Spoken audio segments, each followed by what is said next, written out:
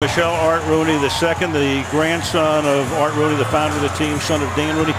He also said to me before the game, he said, if anything good comes out of this, it'll be to provide a broader societal awareness and change when it comes to domestic violence. Amen. And the NFL has to be the front runner now. They have to set the standard for everybody else in society at this point. Now to the field tonight. Ramon Foster, ankle, out tonight, starting guard. D'Angelo Williams out again, second game. And Jericho Cotchery, with the Steelers last year, now with the Panthers, is out as well. Mike Tomlin, still the third youngest coach in the league, despite being the head man for 8 seasons in Pittsburgh. And Ron Rivera, last year's coach of the year, leading this team to a 12-4 mark in his 4th season as the head coach in Carolina. Carolina won the toss. They have deferred. Graham Gano with a 79% touchback rate. That's the best over that period of time that you just saw. Sending it to LeGarrette Blount's direction, but most likely into and through the end zone. And that is the case right here. And so the Pittsburgh Steelers will start from the 20, and here are their starters. Ben Roethlisberger, Miami Redhawks. Le'Veon Bell, Michigan State. Will Johnson, West Virginia. Antonio Brown, Central Michigan. Marcus Wheaton, Chandler High School. Heath Miller, Virginia. Kelvin Beacham, Southern Methodist University. Cody Wallace, Texas A&M. Marquise Pouncey, Lakeland Senior High. David DeCastro, Stanford. Marcus Gilbert, University of Florida. And so the Steelers now start with 3 receivers set to the right. Bell is the running back. And a little swing pass to Antonio Brown. And Brown, their top receiver, for a gain of 5. Tackled by Antoine Cason. So Ben Roethlisberger, picked in the first round back in 2004. Steeler record for touchdown passes. Also gets sacked a ton of times, but a little less over the past couple of years and throwing fewer interceptions since Todd Haley came in as the offensive coordinator a couple of seasons back. And you've got a flag. Well, we've got a flag before the snap. Mike Tomlin barking something out toward Ron Torbert, the referee. Before the timeout was called, illegal substitution by the offense, 12 players in the huddle. It's a 5-yard penalty, still second down. Pittsburgh is not charged with the timeout. They still have 3 timeouts remaining. Marcus Wheaton was that 12th guy, so they save a timeout, but it costs them 5, and it will make it second down and 10 now. Just not allowed to put 12 guys in that huddle and try and take advantage of what the defense can react to. Normally a 12-man call is on the defense, and this time this is Bell with a nice hole, and he exploits it and takes it out to the 31-yard line, tackled by Cole Lair. Gain of 11 and a first down. Watch how slowly Le'Veon Bell goes to help set up these blocks. They're going to come across the formation, and he's just going to take his time like a veteran running back, and not many people can do it. But we were talking to Marquise Pouncey, their outstanding center, and he said, boy, what a difference it makes for offensive linemen to have a little time to make those double teams work. Now Roethlisberger, play action, and it's covered beautifully as A.J. Klein tackles Heath Miller. And let's take a look at that Carolina D. Charles Johnson, Arkansas High School. Colin Cole, Iowa. Starlock Lele, University of Utah. Wes Horton, Southern Cal. A.J. Klein, Iowa State University. Luke Kuechly, Boston College. Thomas Davis, D, University of Georgia. Antoine Cason, University of Arizona. Roman Hartman, Roll Tide. Thomas Deku, Glen Cove Elementary. Melvin White, University of Louisiana. Rebuilt secondary, but a tough front 7 as Bell takes it out to the 40-yard line, a little bit short of the first down. It'll be 3rd and 1 for the Steelers. David Castro right here and Pouncey right here. Watch what the patience does for these guys. They get up into the next level. Klein kind of runs himself out of position, and you see him, he just kind of hops around a little bit and lets those blocks take hold. Much lighter this year than what he was a season ago, and coming out of college is Le'Veon Bell. And I think it's added a dimension to his game.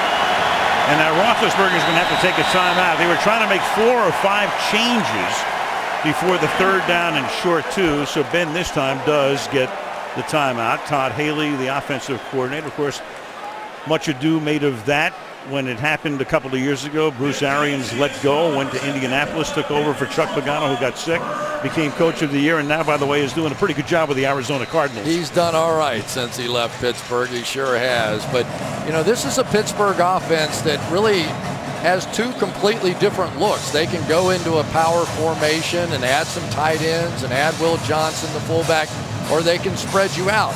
And sometimes I wonder if they don't get a little confused themselves as to which look is better for them. But we asked Tomlin about it, and he said no. He goes, we feel like that it's good to have sort of 2 ways to beat you.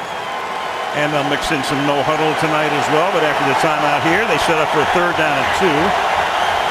Bell flanking Roethlisberger in the backfield. And he gives it to Bell. Swings to the outside and picks up the 1st down. So Bell getting 3. Kuechly making the tackle. It's another Pittsburgh 1st down on the game's opening drive. Here's the matchup. Defensive MVP Luke Kuechly.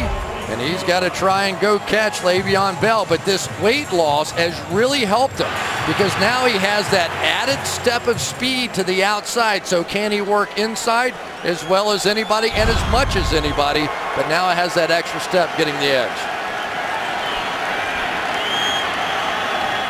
From the 43.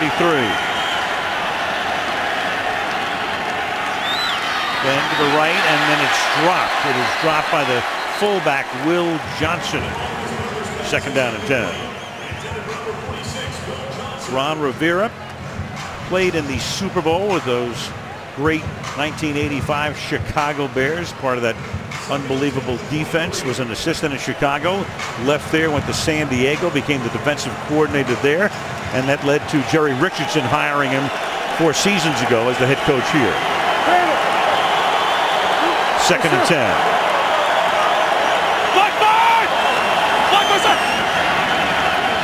Stay on the ground. This is Blunt, LeGarrette Blunt, who was with New England last year, taking it to the 46-yard line. Klein and Kuechly are in on the tackle, setting up a 3rd and 7 for the Steelers. A bit of a new grouping there for the Pittsburgh Steelers. LeGarrette Blunt comes in along with fullback Will Johnson and tight end Matt Spate. They want to see how Carolina's defense is going to react. But now comes the issue when you play Carolina. Now all the pass rushers get their opportunity at 3rd and 7. They don't blitz that much. 3 guys with their hands on the ground, and they rush 4, and Roethlisberger protected well, but the pass is batted down. So after a couple of 1st downs, they're stopped here, 4th and 7, and Carolina will get the ball. I tell you, this K'Wan Short has really been playing well as of lately. Not only getting sacks and pressure on the quarterback, but here getting his hands up. They think he is going to be an outstanding young player. Brad Wing in his 1st year as the Steelers punter. Will send it down to Philly Brown, but not until they walk off 5 yards for a false start. Prior to the snap, false start. Offense, number 51. 5-yard penalty. Still 4th down. And so Mike Tomlin will watch his defense come out shortly. Cam Newton putting the helmet on, ready for action. He missed opening day in Tampa. Derek Anderson led them to that win because of a rib injury that came back last week to beat Detroit here.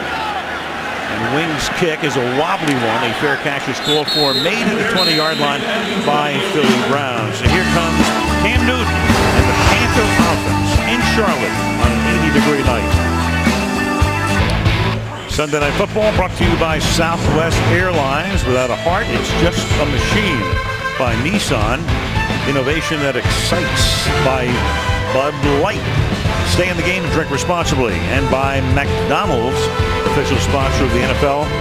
I'm loving it. It's the Carolina's Aviation Museum here in Charlotte. The Miracle on the Hudson exhibit is currently on display. I wonder what Captain Sullenberger thinks when he looks at that craft.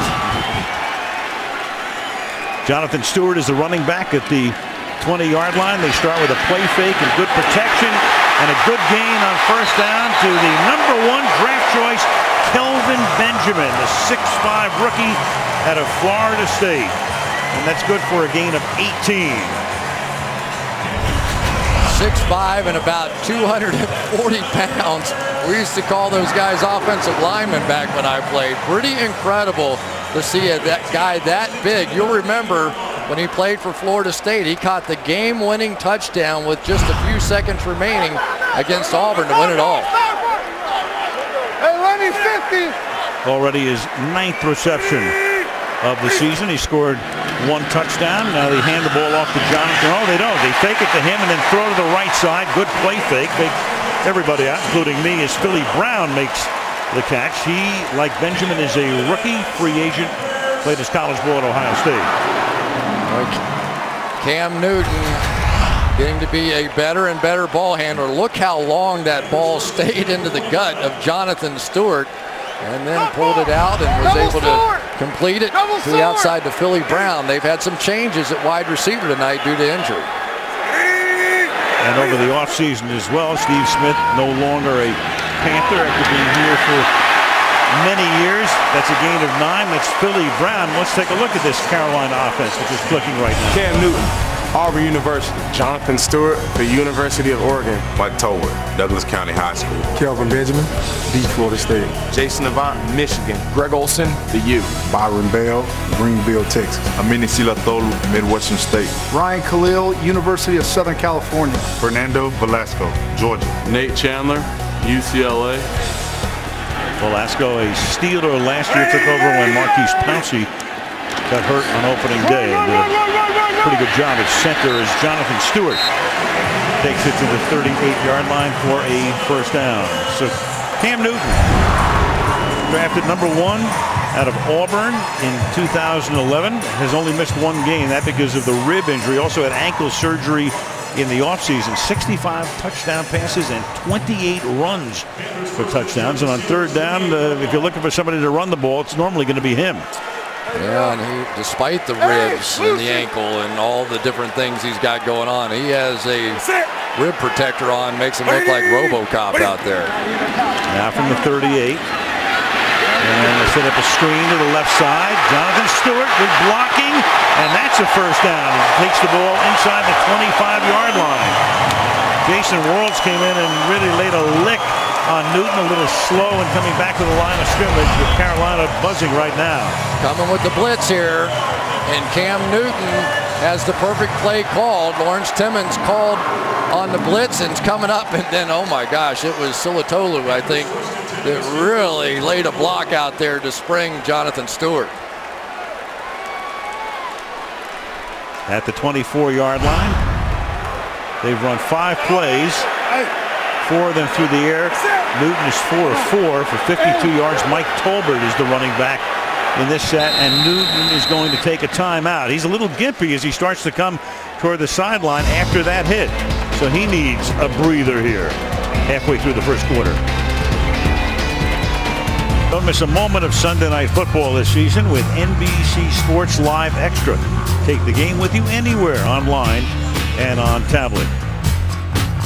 In Charlotte now, Cam Newton had to call a timeout. He got hit by Worlds, went to the turf, came to the sideline, threw a couple of passes. We'll check him out. Now as he restarts this drive from the 24-yard line, and the ball is handed off to Mike Tolbert, their big back, picks up 2 yards. Tackled by Timmons. Let's go back to the Worlds hit on Newton after he threw the screen pass. Of course, you know about the left ankle. That's the one that had the surgery, and here comes the hit. Kind of tough to tell from there, but once he got up and limped to the sideline, you knew he got something. A little more blitzing out of Pittsburgh tonight early on than we've seen. I think there's a little level of frustration there. Second down and 8 from the 22-yard line. And Newton's going to go for 6, and it's incomplete. Avant down there along with Burson. Let's take a look at that Pittsburgh defense. Cameron Hayward, the Ohio State. Steve McClendon, Troy University. Cam Thomas, University of North Carolina. Jason Worlds, Carter Ramblers. Ryan Shazier, the Ohio State University. Lawrence Timmons, Florida State. Jarvis Jones, Georgia. Cortez Allen, the Citadel. Troy Polamalu, University of Southern California. Mike Mitchell, Ohio University. Ike Taylor, Louisiana Lafayette. Shazier was their #1 draft choice. He's number 50. Played at Ohio State. 3rd down, 8 now. 4-man rush. On the move, tipped and incomplete. Intended for Benjamin. That's Cortez Allen covering on the play. So the only thing that slowed Carolina down was Newton getting hit hard, having to take the timeout. Now it's 4th and 8. There we go. Here's Kelvin Benjamin, the young draft pick. Cortez Allen covering him, and he makes a nice move back to the ball, but just can't hang on to it. And you see a little bit of the Steelers blitz where they're going to have about 7 guys up there, blitz 5 of them, drop the rest of them in coverage. You try to figure out which 5 is coming. 40-yard attempt for Graham Gano. And there are your first points of the game. Coming with 6:40 to go in the opening quarter in Charlotte. Carolina 3, Pittsburgh nothing. Well, tomorrow, last season's #1 new show is back. James Spader returns on The Blacklist tomorrow. 10 Eastern and Pacific, 9 Central and Mountain, right here on NBC. Love that show. Didn't miss it once last year. Season opener tomorrow night. Meanwhile, week 3, at least the final game on a Sunday of week 3 tonight in Carolina, as Gano kicks off and has his second touchback. Le'Veon Bell, second year. Interesting thing with him is you break down the numbers. 85% of his runs are between the tackles, highest among active running backs, and well above the league average. One of those classic 3-down backs. He can block and pass protection. He is an excellent receiver now that he's lost some weight. Very difficult to cover on the outside, and has shown a little speed getting out around the corner now. League average for a back going between the tackles about 60%. This time he tries to go between the tackles, but the defensive tackles will take care of him right there. That whole defense in the middle for a loss of 3, 2nd and 13. You want to be patient? Well, here's the reason you don't. You get a little penetration up the field like K'Wan Short does here. Picks off the fullback Will Johnson coming across, and you end up with a loss.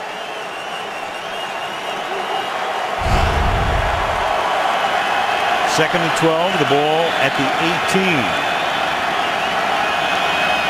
Roethlisberger with a little flip, and Bell will cut it back the other way, keeping the play alive. Flags come in, a pair of them, for the moment he gets into the 28-yard line. And it's going to be on Antonio Brown, so it's going to be against Pittsburgh. Taking it back.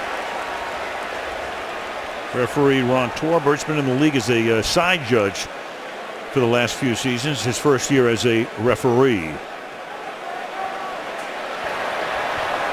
Holding. Offense. Number 84. 10-yard penalty. Replay, second down. What's crazy about it is it was completely on the other side of the field, and then all of a sudden, I think in the last minute, Antonio Brown realized that Le'Veon Bell was coming back across. Maybe a little help for the official by Antoine Cason, but I think it was a good call. And it sets up a 2nd and 13. And it's dropped, and that's Bell clearly just trying to look around. There's another flag down.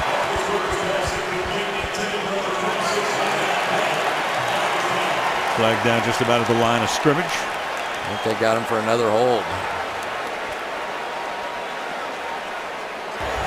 Holding by the offense. Number 53. That penalty is declined. Result of the play. Third down. That's Marquise Pouncey. Clearly one of the great matchups in this game. Marquise Pouncey, multiple Pro Bowler against Luke Kuechly, the defensive MVP, and got called on that one. Some of our rodeo friends in Texas might have been proud of that one. Calf roping. We're down there next week for the Cowboys Saints game on Sunday night. 3rd and 13.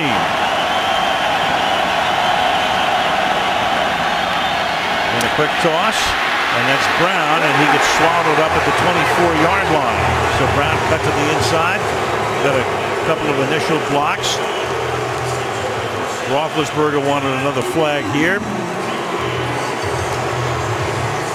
So states his case to one of the officials, and the clock will tick down to 5 minutes as the punting unit comes in. Brad Wing with the second punt of the night.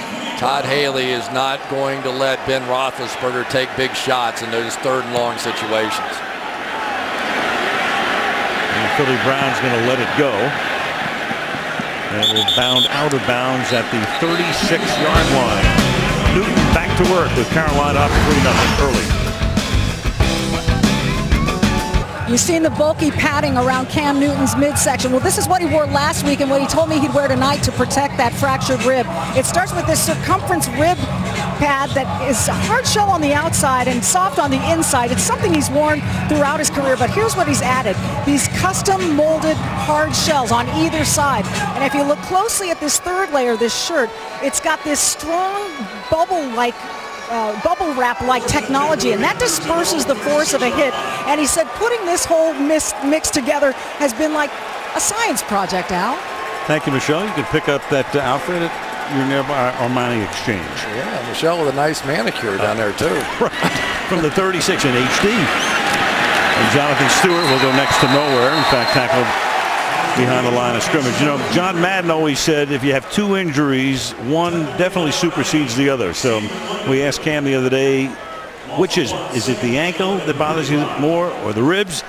He says, I'm not going to tell you. They're not going to tell you. No, he wasn't going to help anybody out there. But he said, and it took him a little while to get going in that game last week, the first that he had played. He said in practice, you're like a diamond. You know, nobody can touch you. But in a game, it's just the opposite. Everybody wants to take your head off. 2nd and 11 from the 35-yard line. With protection off play action, short pass underneath, and good coverage by Timmons on Jonathan Stewart. So, you know, the transition that Chris talked about at the open with the Pittsburgh defense getting a little old and a little slow, and they keep bringing in new guys, and now you got Lawrence Timmons. Of course, you have Polamalu and Taylor who've been there for 12 years, but now this is the guy with the speaker in his helmet and kind of the key to the defense. Yeah, and he's trying to work with Ryan Shazier, the young draft pick, opposite of him, and he's trying to do basically what other people, Larry Foote and people, did for him, which is teach him this very complicated defense, which Dick LeBeau said really takes you about 3 years. Very rare a new linebacker comes in here and starts as a rookie. So as folks there grew up in Florence, South Carolina, 3rd down and 11, and the pass is caught on the run, but stopped shy of the 1st down as Gay comes in to tackle Jason Avant, the longtime former Philadelphia Eagle, and that'll make it 4th down. Well, so far this game is going very well for the Pittsburgh Steelers. The Carolina Panthers have not yet been able to get a running game going, so maybe check the box for the Pittsburgh Steelers on that one. And they're being forced to throw the ball, which has to be the goal anytime you play against Carolina. They can't get the ball in Antonio Brown's hands enough, so he'll run back the punt. Norton sends it toward the sideline, collected at the 17. And all things considered, a decent run back. He really had no room to roam, and brings it back to the 25-yard line. 2:38 left in the quarter, 3-0. Greg Hardy gone. Those are the 3 guys replacing him. Horton on the bottom started. Healy's in there right now, a rookie 2nd-round pick out of Missouri. Addison comes in passing situations. In fact, Addison had a great second half last week, had 2.5 sacks against Detroit, which matched his season total from a year ago. From the 25. And the flag is down. And Roethlisberger going deep and adjusting, and his flag is down there as well. is Darius Hayward-Bay. So you have a flag at the line of scrimmage. You got Johnson putting the pressure on that time. And part of the reason he was able to put the pressure on is he came across the line.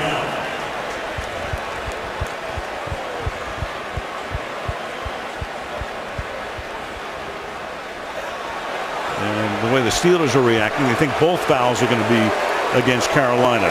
First for offside and the second for pass interference. Crowd now senses that. There are 2 fouls on the play, both by the defense. Offside by the defense. That penalty is declined. Pass interference. Defense number 21. That penalty is accepted. Spot foul. Automatic first down. It's Thomas Deku. First year here, formerly with the Falcons. Remember Darius Hayward-Bay, Al? The guy was drafted 7th overall by the Raiders because of his pure speed. Well, he laid a little bit on him out there. And when that ball was left to the inside, Deku just grabbed him. Big play for the Steelers. Turns out to be a 42-yard penalty. And now Roethlisberger hands the ball to Bell, and Bell swings to the outside. It's taken out of bounds after a gain of 6 by Melvin White. Pretty nice job on that play initially by Cody Wallace. May have lost the linebacker a bit.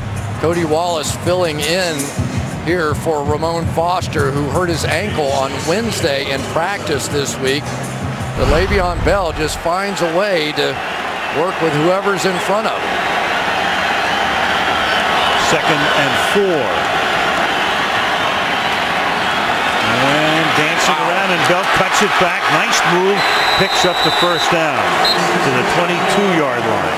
Wow, that was some cut there. A little Marcus Allen-like on that one. Just kind of slowly working it. Now, and then zip. Runs right by Thomas Deku. He's having a tough series so far on this one, but I don't know who would have made that tackle. That's one of the things about moving a little more slowly and under control. You can make those kind of cuts. Great comparison. And we showed you how much he runs inside, and tonight running a lot more outside. He's already carried 7 times for 41 yards. And Ben under pressure. Can't escape. Sacked at the 29-yard line. And there is Addison with those 2.5 last week, coming in pass rush situations and putting him down. Working against Kelvin Beachum, Mario Addison is a blur. Right now, I know Charles Johnson usually is considered their best pass rusher after Greg Hardy. But when you watch the tape of Mario Addison, you would say, who is their best? Who gives them your best chance for a sack? It's him. 4th-year guy out of Troy, same school that produced DeMarcus Ware. Swings to the outside to Brown, and Brown is out of bounds after a short gain. Ben Wickery covering it. We like that name, don't we? We love it. I mean, he used to be the chairman of the Federal Reserve. Now he's playing defensive back. Oh, there you go. Very good. You know, it is interesting talking to Ben Roethlisberger, though, about Antonio Brown. He says, I know Percy Harvin gets all this attention, but there is nobody better in the National Football League in the open field with the ball than Antonio Brown. Gain of 4 on that play. 3rd and 12 now from the 24. Crowd roaring as 1. 15 seconds to go in the quarter. Ben under pressure again. Hit from behind as he throws. And again, that was Addison. The pass is incomplete. Arm was coming forward. It'll be 4th down. This is relatively close now. See if this hand, does it ever go forward on the throw? It's empty going forward, at least initially, and that would be a fumble in that situation. Nothing. Interesting. The 42-yard attempt here now. Sean Sweezum has made his last 20 attempts. And that's blackjack, 21. With 7 seconds to go in the opening period in Charlotte. 3-3. So Ron Rivera, he had a chance to challenge the Roethlisberger throw, which could have been ruled a fumble, but it was recovered by Le'Veon Bell. It wouldn't have been a first down, but it would have been enough to make it a shorter field goal. So there's no sense in challenging a play where even if you win the challenge, it's not going to do you any good. Right.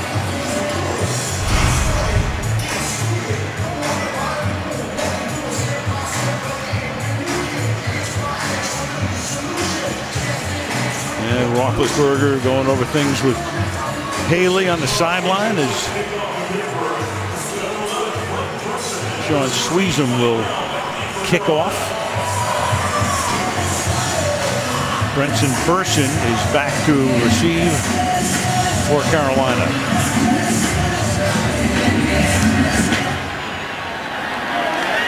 And he's going to get a chance to run this back from the goal line. This is Philly Brown who is back there with him. And Philly Brown will take it to the 20-yard line and gets tackled there. We have 1 second remaining in the first quarter.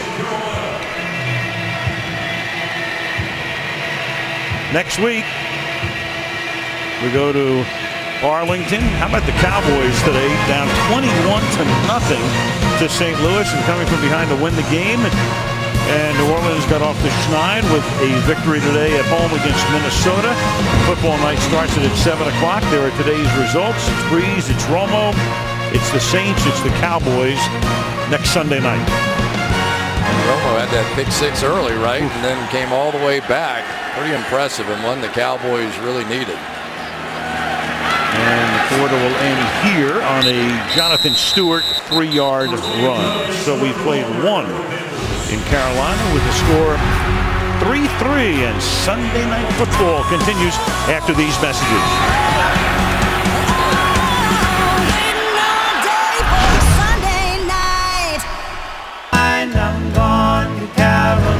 James Telly, we're letting you know where we are as tonight's aerial coverage is being brought to you by Geico. Beautiful shot of downtown Charlotte, North Carolina, home of the Panthers, who came into the league as an expansion team in 1995. This is their 20th season. Al Michaels, Chris Collinsworth, and Michelle Tafoya. Ben Roethlisberger looking on from the Pittsburgh sideline as Cam Newton goes to work on a 2nd down and 7 from his own 24-yard line.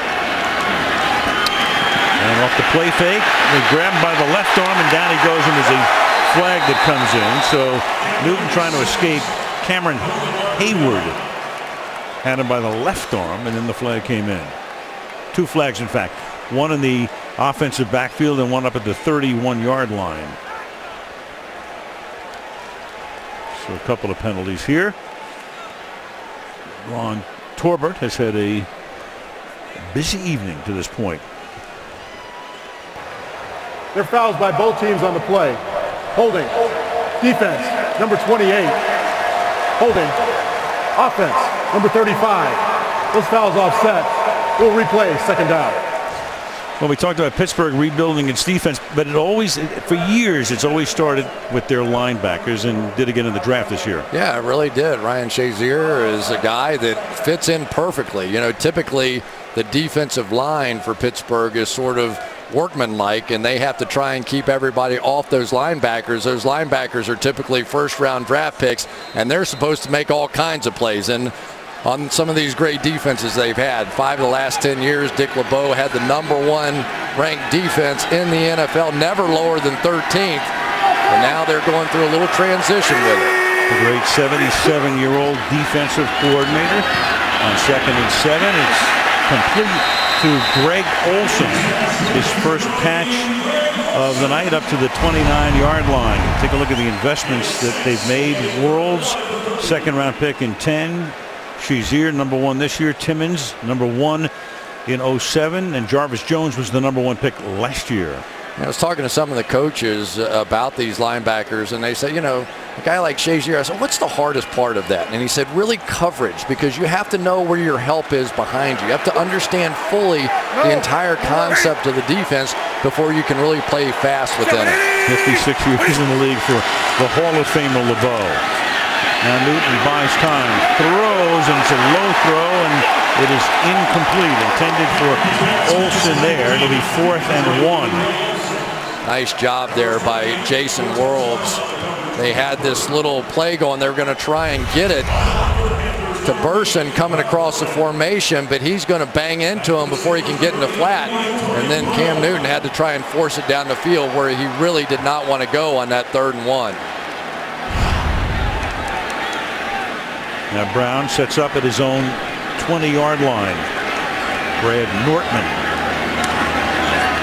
sends it skyward, and it is a blooming kick. And Brown backs up and collects it at the 6-yard line. A flag is thrown, and another one comes down, and he goes out of bounds at the 14. This is a 65-yard punt. And a really bad penalty on the part of the Pittsburgh Steelers. They're going to be backed up now inside the 10. I think my highest fine as a head coach would be on special teams anytime.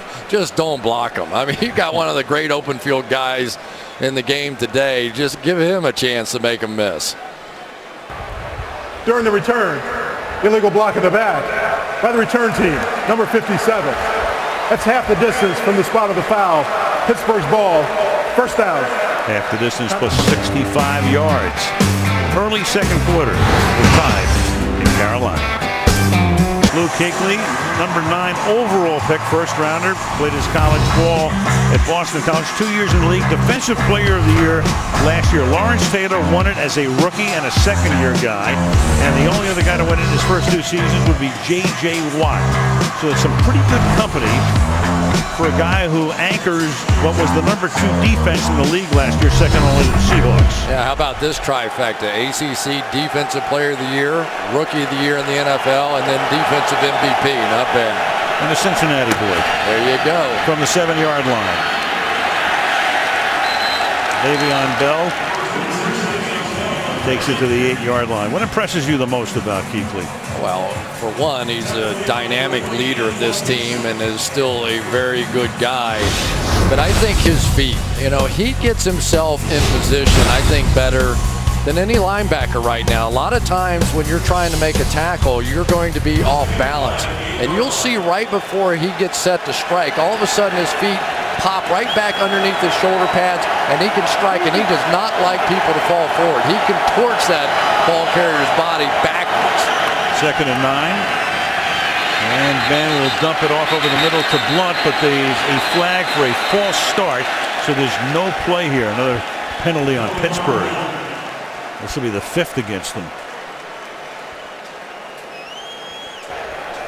Before the ball was snapped, false start. Offense, number 68. It's half the distance to the goal. Still 2nd down. Kelvin Beachum, your left tackle. And this is really danger time now for this Pittsburgh Steelers offense. So far, Marcus Gilbert, the right tackle, has done a pretty good job against Charles Johnson out there, but he's gotten a little help, and Gilbert the last couple of games has struggled some. So he is going to have the spotlight on him in this one, but you see Will Johnson standing right beside him. He's going to help on Johnson. No, he's not. 2nd and 13. They give the ball to Blunt. LeGarrette Blunt puts the shoulder down and takes it for a 1st down. So the backup to Bell, tackled by Deku. Blunt played his college ball at Oregon, picked up as a free agent, 15-yard gain. Well, here's what happens. You try to pass rush too soon, you run yourself right out of the play.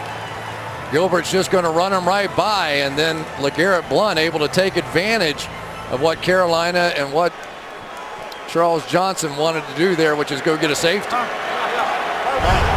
That's the guy who scored 4 touchdowns for New England in the playoff game in January against New England. Bell is back in now, and they give it to him, and he gets surrounded and tackled for no gain. It's interesting to see the way they play it in the secondary.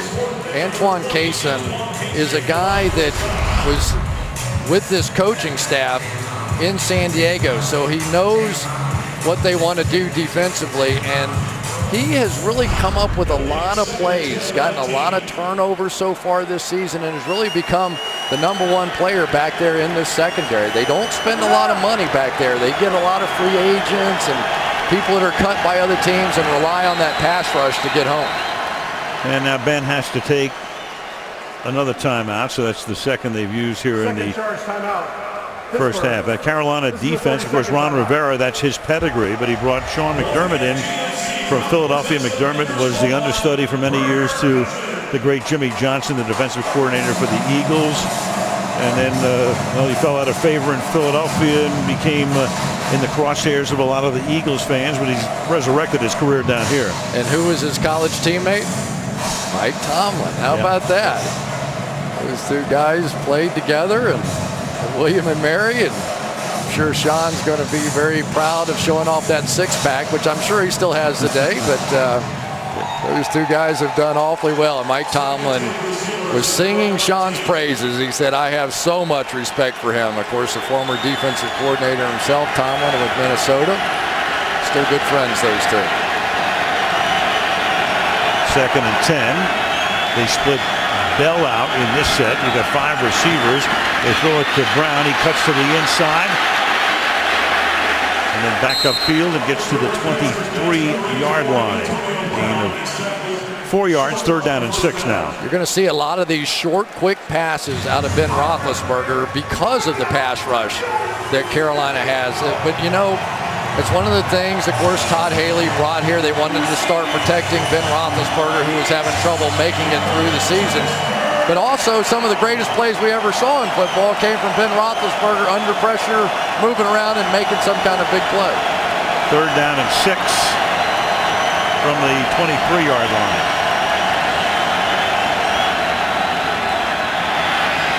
And Ben airs it out, and making the over-the-shoulder grab is Brown along the sideline. Boy, he is something.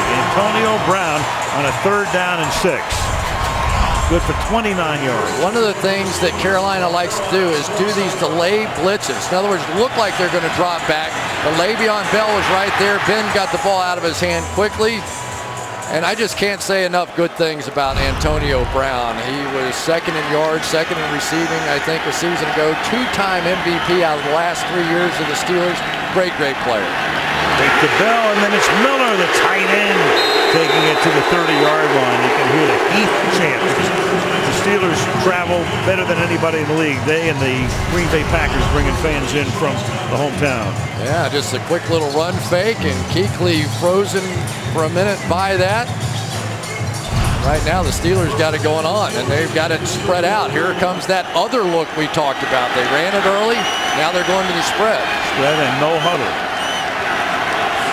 From the 31. And they run the play to Wheaton this time. Same play they ran to Brown, and that's going to pick up 7 yards. Meanwhile, Brown has already caught 5 passes tonight, and this is the 19th consecutive game in which Brown has made at least 5 catches. Watch Pouncey here go try and get Luke Kuechly. That's his assignment all night. He gets him off his feet, and then Kuechly still kind of comes back and gets in on the play. So the Steelers pressing the pace, going no huddle. On 2nd down and 3. Big hole.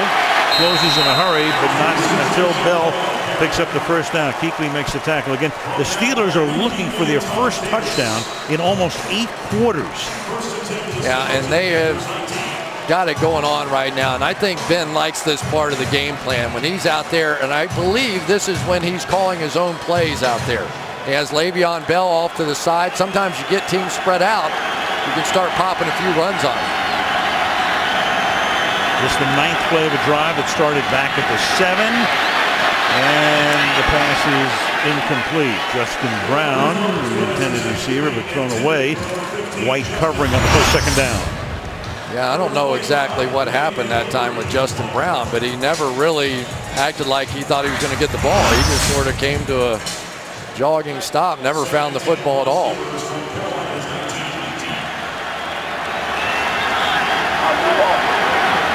8.5 left in the half with the game tied at 3. 5 wide. Roethlisberger throws. Miller makes the catch. He gets tackled at the 14-yard line by Godfrey. And that will set up a 3rd down and 5. Yeah, Steelers always travel well, and you can tell by the heat when it's a play. But one of the things I really like about watching Carolina is the way they play these matchup zones. It may be a zone defense, but you come into Luke Kuechly or Thomas Davis's zone, they're going to be all over you.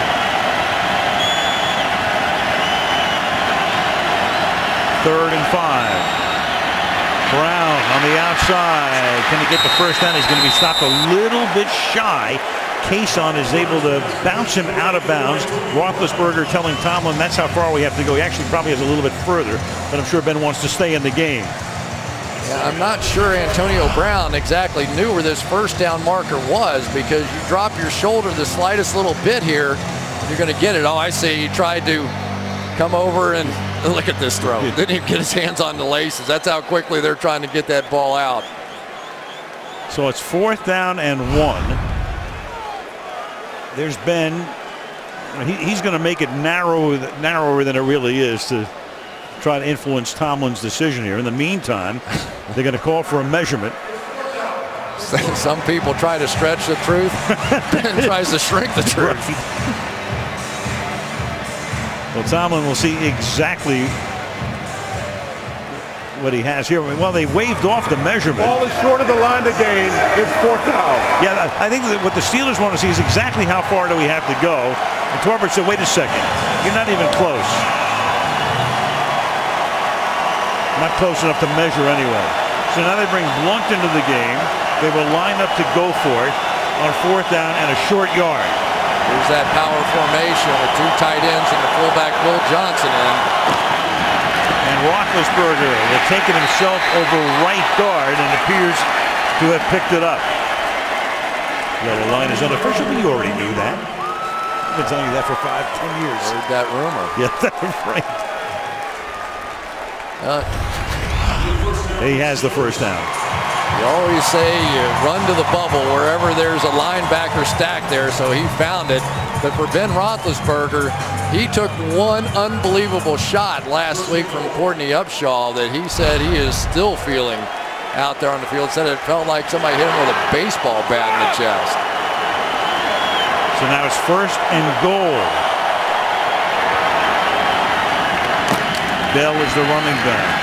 Roethlisberger throws, and it's caught by Justin Brown, and he'll take the ball to the 4-yard line. So the Pittsburgh Steelers trying to score for the first time since late in the first half against Cleveland on opening day, trying to score a touchdown. They came out in that first half against Cleveland, and they looked like they were going to be world champions. They just couldn't have played a better half. And since then, they just have been unable to stick the thing in the end zone. They have now started getting them stretched very wide, this Carolina defense, with some of these quick screens. Let's see if they can work it inside with a run now. You would figure Carolina very tough in the red zone, tough all over the field defensively. And Bell cannot get out of the backfield. Flag is down. Star Latulele stopped him. Clock stopped at 6:02.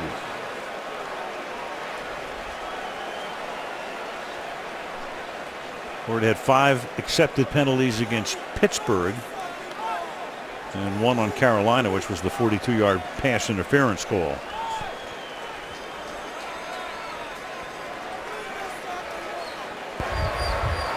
Illegal motion by the offense. Number 15 is lined up on the line of scrimmage and went in motion. That penalty is declined. It's 3rd down. They'll take the down. That's Justin Brown, number 15.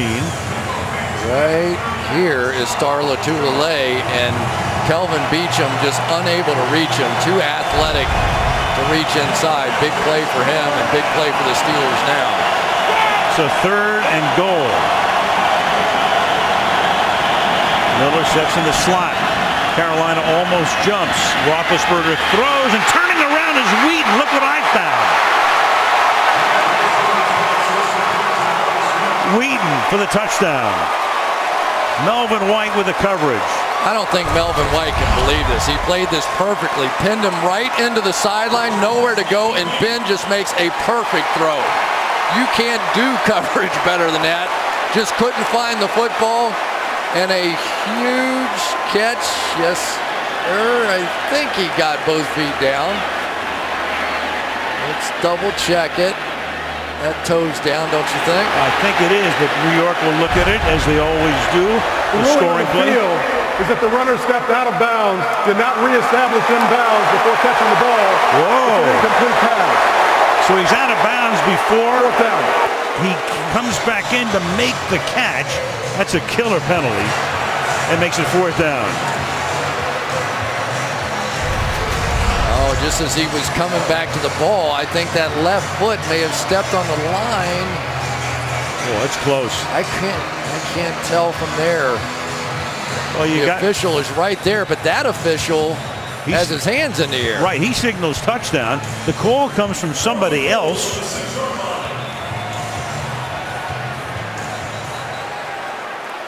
And there's the other official who throws his hat as if to indicate he stepped out of bounds before he made the catch. So it's 4th and goal. That's one of those plays.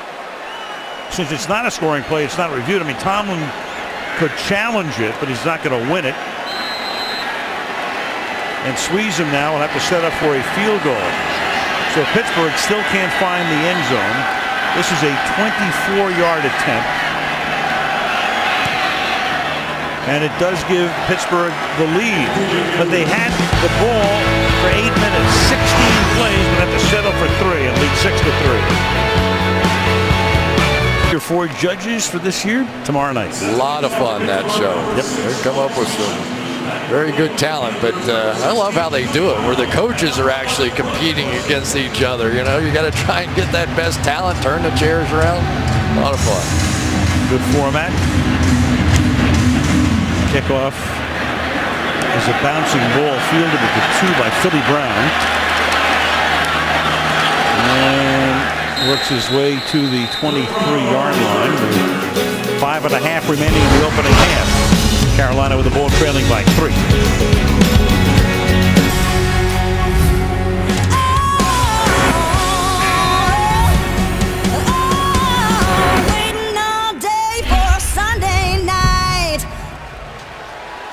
Sunday night selfies as we come back to Bank of America Stadium in Charlotte. Carolina starts this drive from the 23-yard line. And it's going to start with a sack.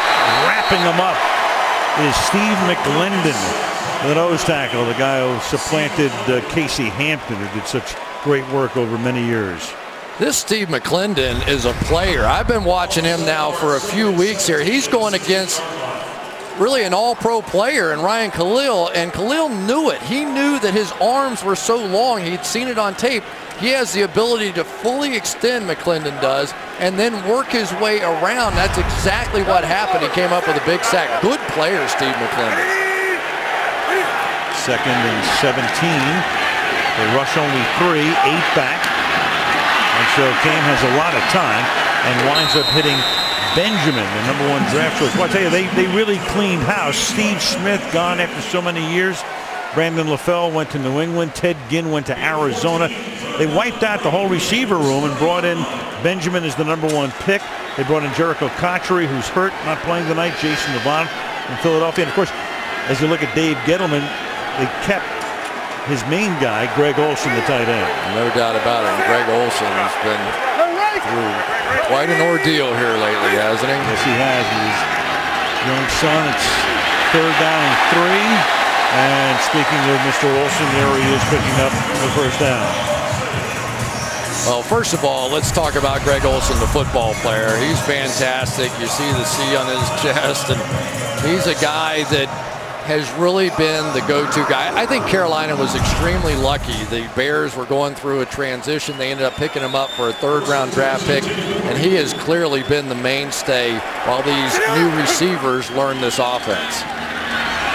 Deep drop and a screen set up here to Jonathan Stewart. And he gets wrestled down at the 39. Mike Mitchell making the stop. So there you have the core 4 from last year, of course, headlined by Steve Smith, who might wind up in Canton someday. That's what they lost. The Steelers, meanwhile, Emmanuel Sanders went to Denver. Cotchery came here. So Ben is saying, hey, wait a minute, I paid the price too, but of course they kept Antonio Brown. Steve Smith had a day today. What a game that was. Washington, Philly, 2nd and 5, and that pass is incomplete. One thing about the organization here is they kept in contact with Cam and told him exactly what they had in mind and exactly what they were doing every step of the way. Yeah, he said it was a leap of faith. Anytime you change out all your receivers, and it wasn't much fun. Jericho Cotchery not playing tonight, but he was Ben Roethlisberger's favorite guy in Pittsburgh. They were best of friends, scored 10 touchdowns, and he was allowed to get away. And Joey Richardson, an old receiver himself in the National Football League, saw a gym and took him.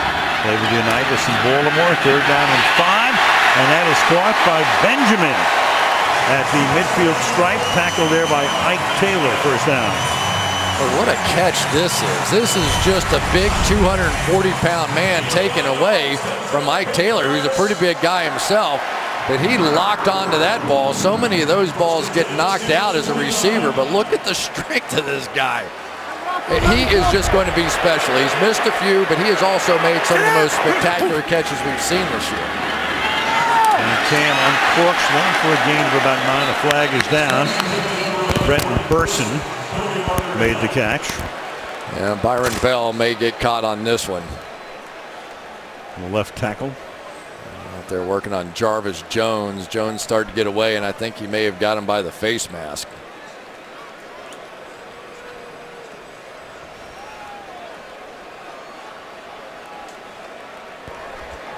Personal foul, face mask, offense, number 77. It's a 15-yard penalty from the previous spot. Replay, 1st down. Great move by Jarvis Jones coming here. Starts out, dips back inside, and Bell knew he was beat and just grabbed the face mask. Why not? Your quarterback has bad ribs, not going to give him a free shot. That's a big play in the game.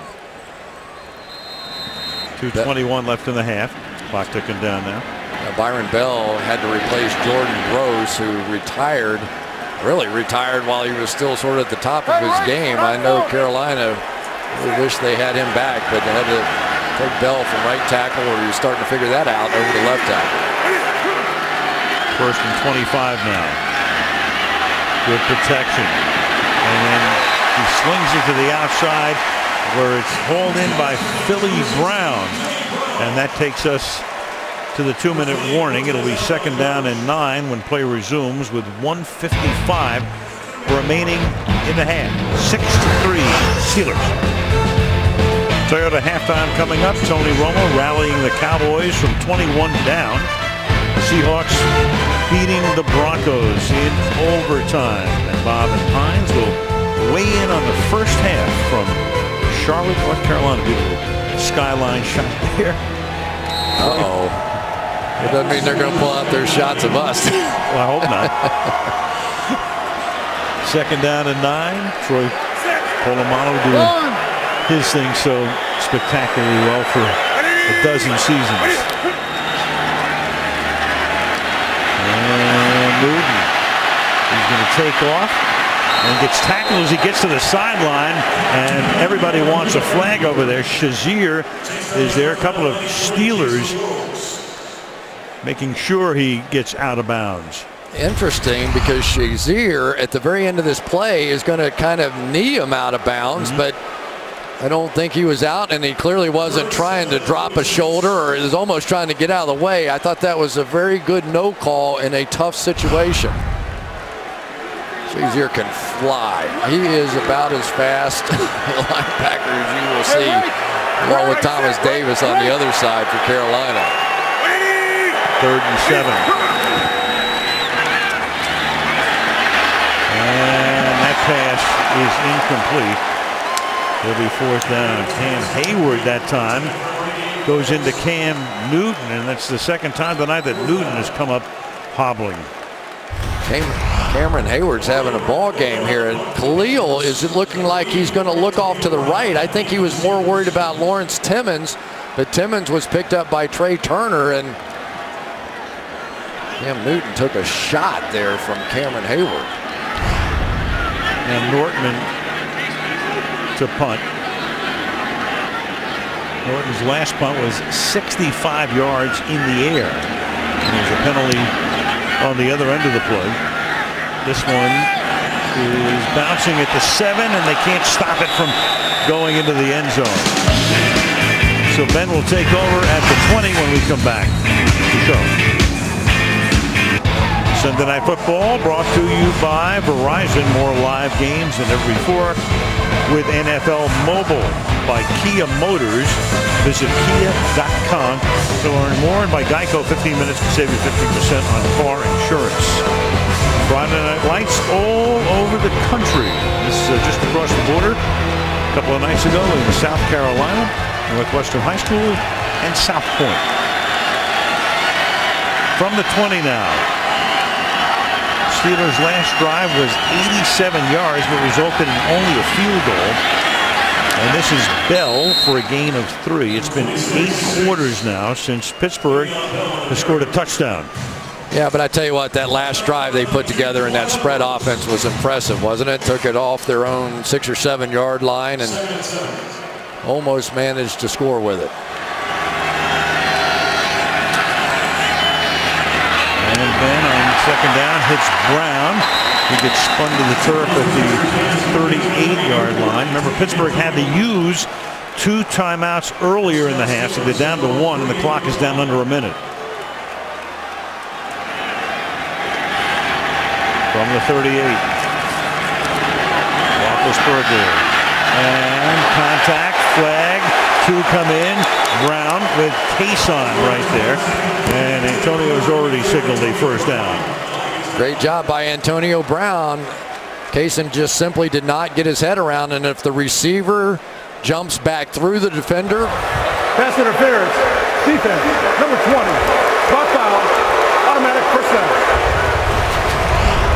See if he ever turns his head around. If not, this is an automatic foul. Contact before the ball got there. As a receiver, it is a great weapon that you have. You always have the ability to stop, go back through the defender, and draw the call every time. Penalty worth 19 yards. 47 seconds left in the half.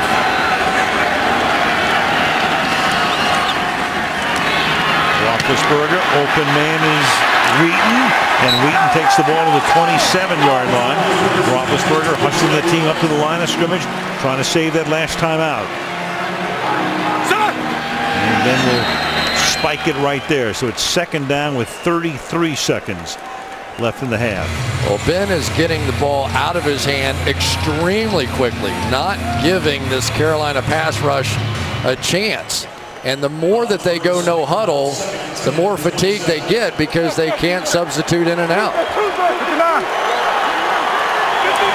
Roethlisberger 13 of 20 now for 119 yards. Brown's caught 7 for 69.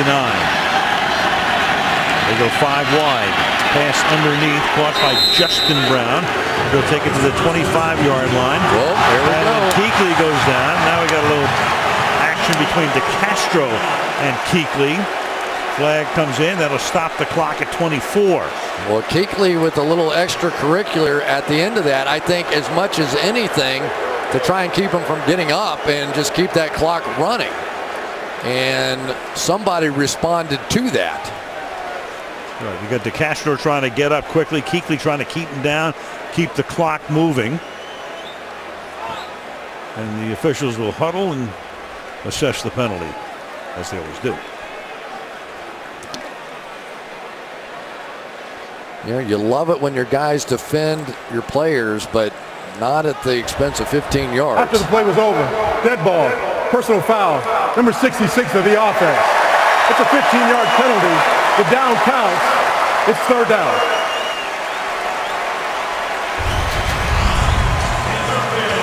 First of all, you're going to see Kuechly come up. A little extra right here at the end of the play, try and rip the ball out, and here comes DeCastro, and then Kuechly with an Academy Award. Yep. Oh, I see a little bit there. Now Justin Brown really was the one that pushed Kuechly in the side of his helmet. Kuechly pushed back. So I'd say they were playing football. Double whammy, personal foul. Down counts. It's 3rd and 21 now.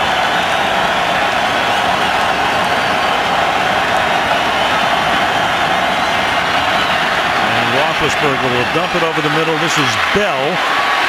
And Bell will get tackled to the 28-yard line. They have 1 timeout. It's going to be 4th down now.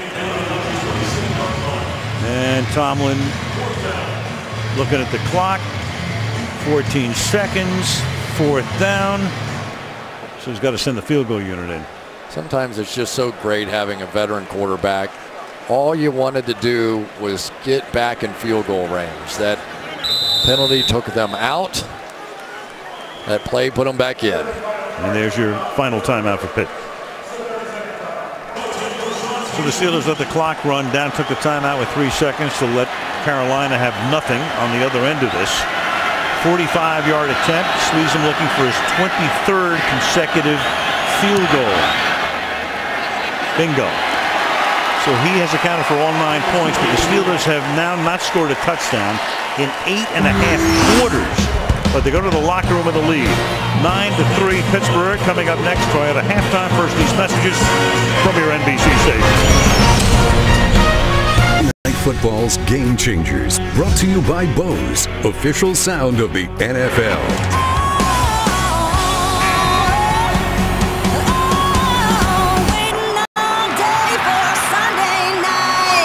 The Pittsburgh Steelers come to town to meet the Panthers on Sunday Night Football. Ben under pressure, can't escape, and there is Addison putting him down. Wrapping him up is Steve McClendon. This Steve McClendon is a player.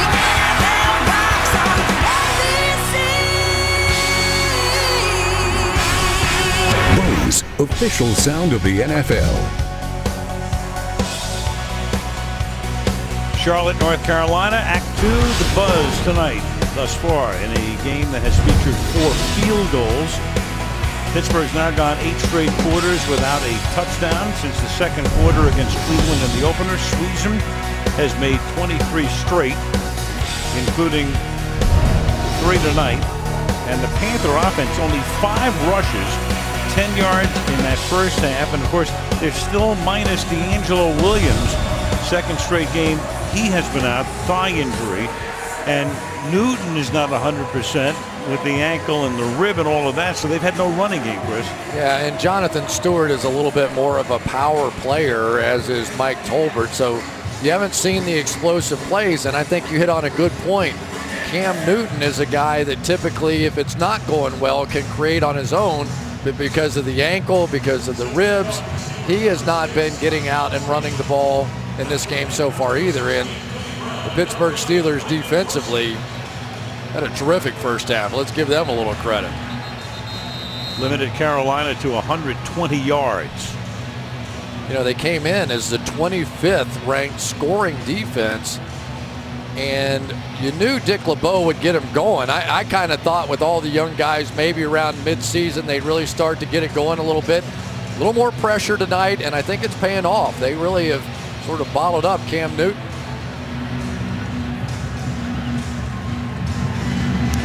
And Sweezum starts the third quarter by booting it through the end zone. Talked a little bit about it, but the pass rush has been there tonight, and the Pittsburgh Steelers willing to bring those linebackers on occasion. And one of the things that you want to do against a mobile quarterback is bring at least 5 guys so you don't have those gaps where he can step up and through. And then they have somebody like a Ryan Shazier who can cover Greg Olsen down the field one-on-one. I think Dick LeBeau is going to be very happy with the growth of this defense here tonight. So they start with Stewart. And Dixon lines up as a fullback, and they give it to Stewart. And Stewart with the best run of the night. They picked up only 10 yards in the first half. He breaks a couple of tackles here, and he picks up 14, and we go to Michelle. Well, Ron Rivera's got to be happy with that, because he told me at halftime, we've got to trust the run. We've got to try and commit to the run. He was upset that they weren't just trusting it. As far as Mike Tomlin, he said, we don't care how Carolina attacks us. He is intent on keeping them one-dimensional. And as far as not being able to get into the end zone in 8 quarters, well, this time around, he credited Carolina's defense, Al. That's a good point, because Carolina's been very tough, and obviously that Steeler defense turning in a masterful job to this point as the ball is handed off. And a flag comes in. That's Jonathan Stewart again after that 14-yard run. Holding. Offense. Number 77. 10-yard penalty. Replay first down. And that'll cost them 10 here. Shazier got hurt on that last play. Byron Bell with the penalty. Haven't heard much from Troy Polamalu so far in this game. Here he comes up and takes out all the blockers and basically allows his teammate Lawrence Timmons to come up and make the play. But it is going to be interesting now if Ryan Shazier has an injury that is going to last throughout this half. So now they end up with Terrence Garvin in there to take his place. So Shazier for the moment on the sideline. It's first down and 20. And the pass is incomplete, but a flag comes in. Benjamin, the intended receiver. Cortez Allen covering on the play. It was first and 20. And there is Shazier hobbling to the bench. Thrown, illegal contact. Defense, number 28. 5-yard penalty. Automatic first down. Just a killer when your defense has the other team's offense first and 20, a 5-yard penalty, but it's a first down. And here's how Shazier got hurt. Yeah, friendly fire again. Lawrence Timmons fell right back on top of him. And now Sean Spence in to take over. Number 51, third-year linebacker from Miami. Swinging to the outside goes Mike Tolbert to the 35-yard line. Tackled there by Lawrence Timmons, and another penalty. Trying to catch up to last week's Chicago-San Francisco game. No way. You're right. Throw a flag on every play. That time Polamalu got lost a little bit inside. You know, it's okay to take a chance every once in a while, but you can't lose containment on the play, and I think that's what happened to them there. But a little different, little edgier looking Carolina running game coming out here in the second half. Offense, number 47. That's a 10-yard penalty. Replay first down. That's 2 holding calls. That's Richie Brockle, the fullback, to go along with the Bell penalty. And the offensive coordinator is Mike Shula, of course, son of Don, calling the plays in from upstairs. Yeah, and he understands full well how this team wins football games. It's his job to not take a lot of chances, don't turn it over, allow his defense to do its thing. But when you start getting into all these penalties and long situations, that's when this offense is going to struggle. You're looking up at the big screen as it's first and 20 for his offense. Pressure put on, but Newton's going to escape and then get taken down by the left ankle by Sean Spence up at the 25-yard line. Yeah, pretty consistently now. I think you're going to see what we call sort of a read blitz here. Sean Spence is going to come, and then when he sees Tolbert blocking, he'll just continue on. If Tolbert had released into the route there and recognized what it was, I think it would have been up to Spence to turn and run. Cam Newton now maybe starting to get into the game, thinking he's going to have to take this one on his own back and start making some plays. Second and 15.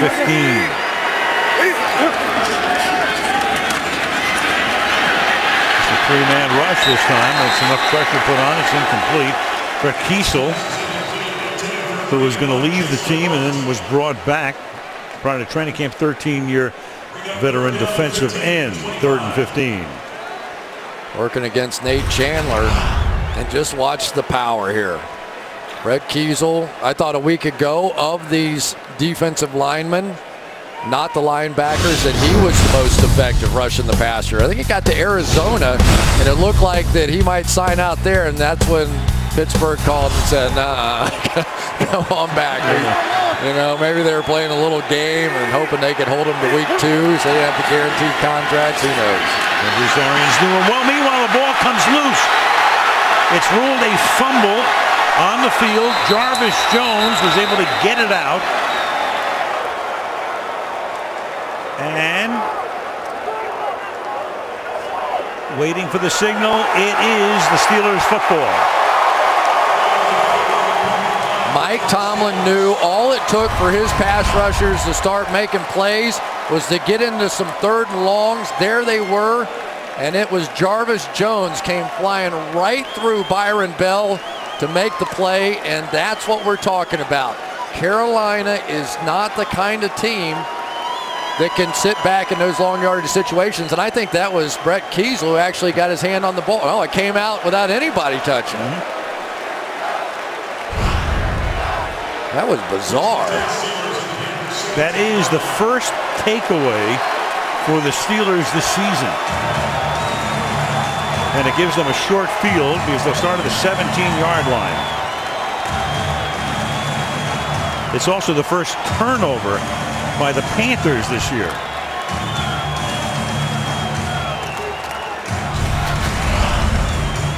Watch Jarvis Jones with his bull rush, and he hits the elbow, and that's what knocks the ball straight up in the air.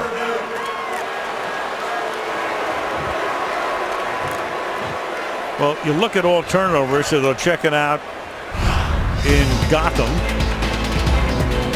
And we'll be back to Charlotte in a minute.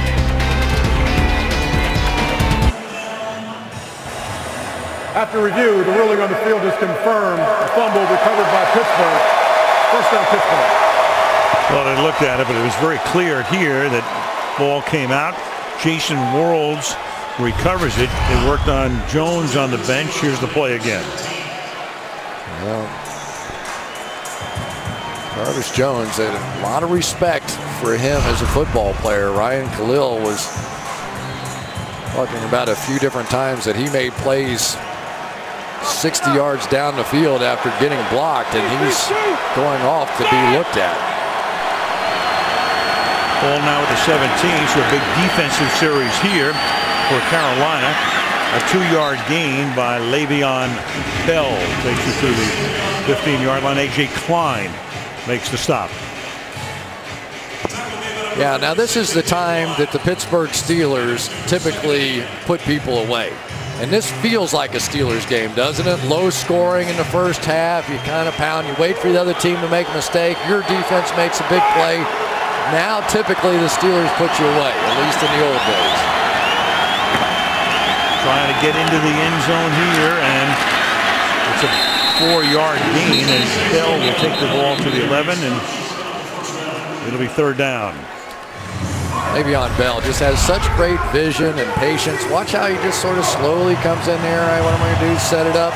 And then when he tries to do it, he hits it hard. But watch Luke Kuechly. He said all week in practice, I've been telling myself, slow down, slow down, slow down. Wait on him to make a move first. That's exactly what happened there. 3rd and 4 from the 12.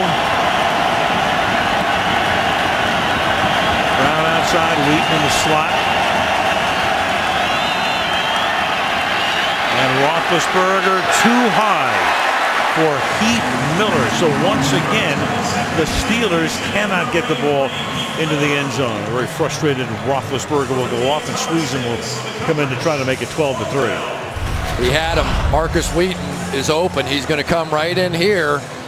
Comes right underneath Justin Brown. That's an easy first down, maybe a touchdown. Made the decision to go to the other way. Didn't get it. Big stand there by Carolina. Squeeze him now for a 30-yard attempt.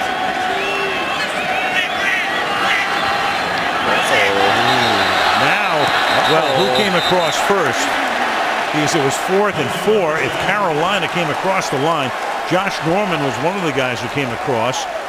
Was he induced or not is the question. It would be a first down if it's against Carolina.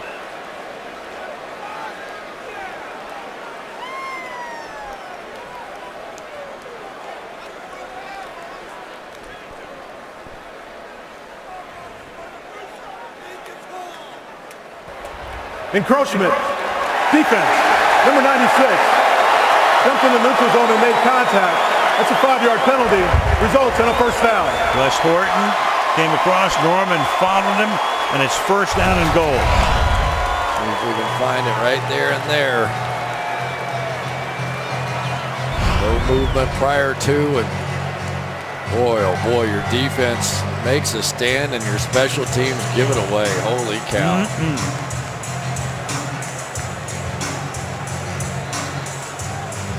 The ball spotted now at the 7-yard line. First and goal. Good.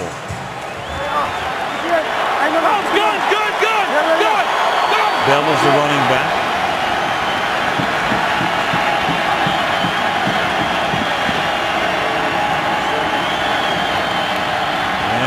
Roethlisberger surveys, pump fakes, rolls out, throws back of the end zone, touchdown, Antonio Brown.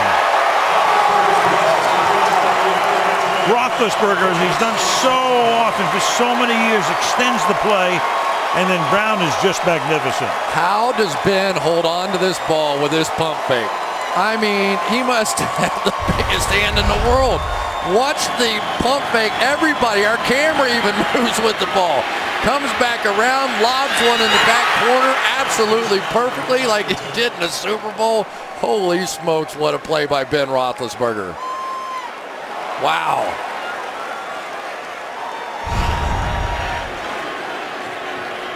Scoring plays get reviewed. They check it out. Huge mistake by Horton. Touchdown is good. Squeeze him now for the extra point.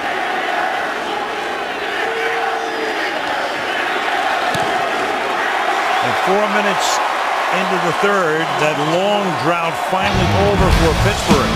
They get a touchdown and lead 16-3 in Carolina.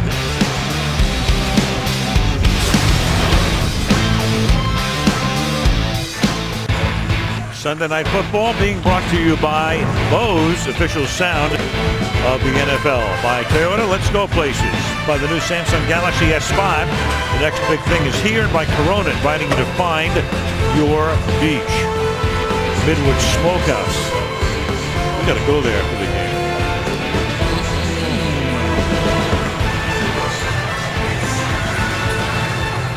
There is the man who encroached, turning what would have been a likely 3 points into 7 points. Pittsburgh now up 16-3. And Sweezum will send this one through the end zone. Back to the TD. I'm still shaking my head over this one. This is as good a play as you'll see. Watch the pump fake first of all. You hold on to that ball and then pulls it back down, escapes.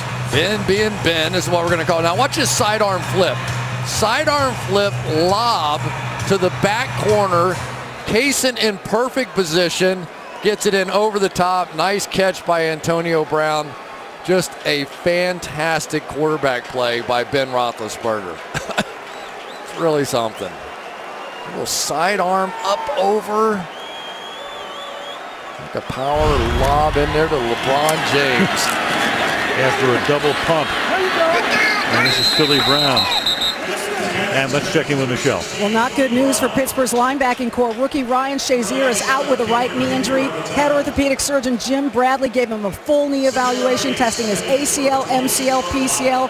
Compared to his left knee right now, he is out. Meanwhile, Jarvis Jones went to the locker room for a right wrist evaluation and is questionable. All right, thank you, Michelle. That means Sean Spence and Arthur Moats take those two spots. And the pass caught at the 33-yard line by Philly Brown. And that will move the chains.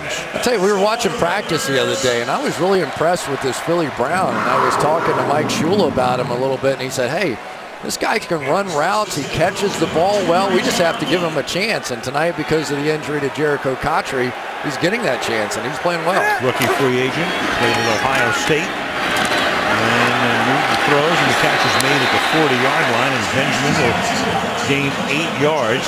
And Ike Taylor is hurt, so Taylor writhing in pain. A long-time cornerback. 12 years in the league, and he is down with an injury timeout. Well, Ike Taylor is down, the 12-year cornerback of the Pittsburgh Steelers. A little friendly fire there as he was making the tackle on Benjamin, and Timmons came in, and they will have to take him off, and we'll take another look at the play. And there's Ike Taylor, and then you're going to get this action coming from Lawrence Timmons, and we won't show you the net result of it, but believe me, you don't want to see it.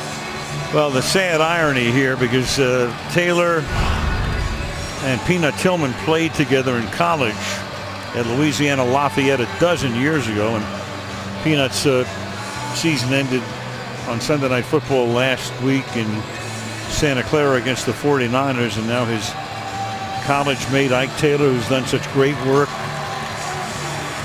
since he was drafted in the 4th round in 2003, will be taken back to the locker room. A little bus on the head from Mike Tomlin. Well respected. He and Troy Polamalu have been together a long time in that Steelers secondary. And if Ike Taylor caught the football a little bit better than what he does, he probably would have had multiple Pro Bowls. Very good cover guy. Never seemed to quite hang on sometimes, but he is going to be greatly missed in that secondary. So Taylor back. William Gay is their nickel back, so he now comes in and he'll play the role of the 4th defensive back, so he's already in the game. It's 2nd down and 1 for Carolina. Polamalu on a run blitz and going through the middle, and they really got that running game going here in the 3rd quarter as Mike Mitchell makes the tackle on Jonathan Stewart. And Stewart gets up a little slowly. Remember, D'Angelo Williams is hurt, so Stewart's their primary back with Mike Tolbert backing him up. Yeah, they activated Darren Reeves, and they are incredibly thin, which is an amazing story. There's D'Angelo Williams for a team that's always been thought of as having too many running backs. I guess Mike Tolbert now becomes the go-to guy. Stewart back on the bench, threw his helmet down, bent over on the sideline.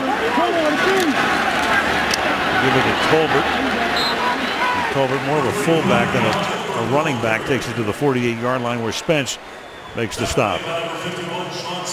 Little unbalanced offensive line over here, and Tolbert decides to run it back over to this side with his fullback in there, Richie Brockle. But this is becoming an issue, maybe less so in this game, because even though they're a running football team, kind of getting to the point now they're going to have to open it up a bit. Well, there's Stewart, who's missed a lot of games in the last couple of years with injuries, so the agony on his face as Cam now retreats. Only a 3-man rush, and into tight coverage a flag goes down. Intended for Olsen. Timmons, they're covering on the play. Before the pass was thrown, illegal contact. Defense, number 28. It's a 5-yard penalty. Automatic first down. Cortez Allen. Yeah. Working on Kelvin Benjamin, the rookie here. Remember this year, they're going to call it tight just past the 5-yard marker, but it definitely was. Here's Jonathan Stewart. Yep. You can see that leg roll back behind him.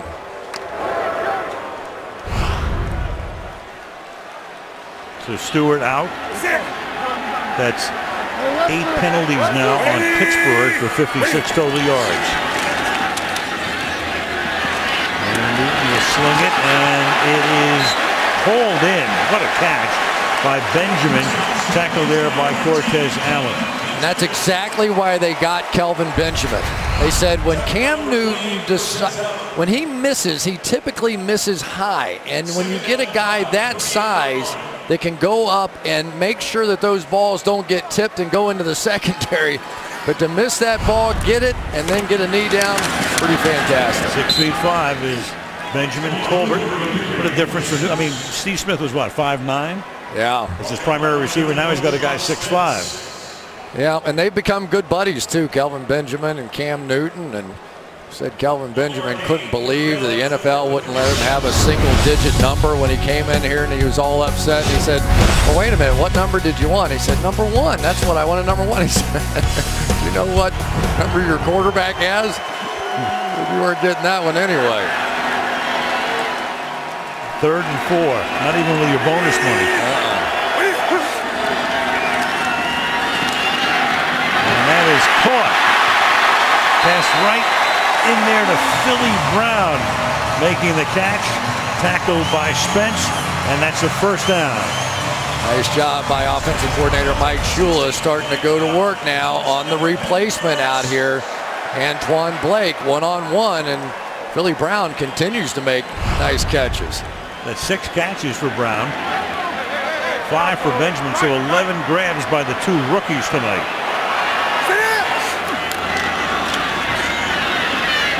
can to the end zone, and it's incomplete. Kelvin Benjamin is there.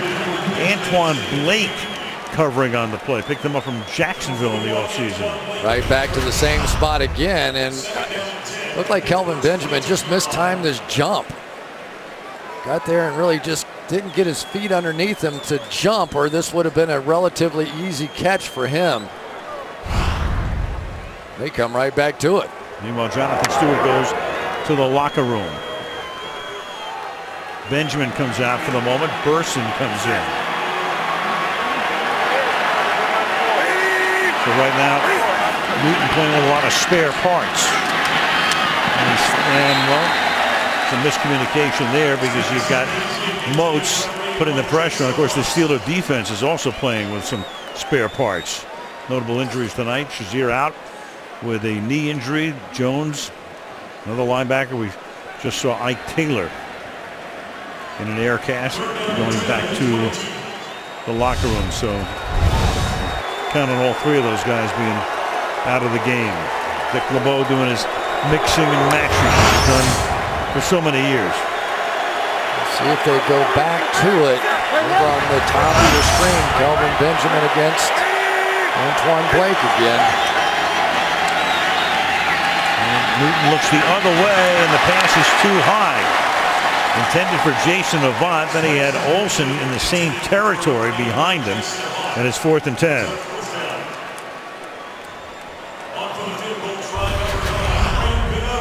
And Graham Gano will come in to try to make it a 10-point game. Would have been a first down, but again, Cam Newton missing high, and that has been the issue. Who knows? There's Greg Olsen in behind him. Here's a 40-yard attempt for Graham Gano. And his second field goal of the night makes it a 10-point game with the Steelers up 16-6 in the third quarter. Tomorrow, America's #1 singing competition is Back Don't Miss the Voice. Premiering tomorrow at 8 Eastern and Pacific, 7 Central and Mountain, followed by The Blacklist. Must See Monday is back on NBC. Pittsburgh leading 16-6. Steelers trying to go to 2-1. Carolina 2-0 coming in. And Roethlisberger able to guide them off a short field to the end zone, ready to go to work again. And off the crossbar to the 20. Roethlisberger, of course, it all changed when Bruce Arians left as the offensive coordinator. Haley came in. He wanted to protect them more. Passes within 10 yards from the line of scrimmage. 7 through 11, second lowest. And then per interception, 1 per 46. Since Haley came in, he's getting sacked fewer times. So fewer sacks, fewer interceptions, shorter passes. And last year was only the second time in his career that he started all 16 games. The other year was 08 when they wound up winning the Super Bowl against Arizona. They start with Blunt in the backfield, and the pass out in the flat to the fullback, Will Johnson, for a short gain, and he flagged down.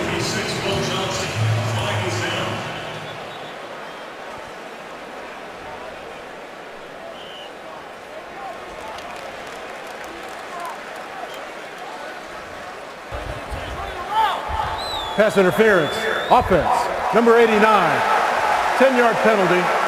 Replay first down. That's the backup tight end, Matt Spaeth. Completely unnecessary pick. Right here, just a little nudge, but the ball is way out in the flat.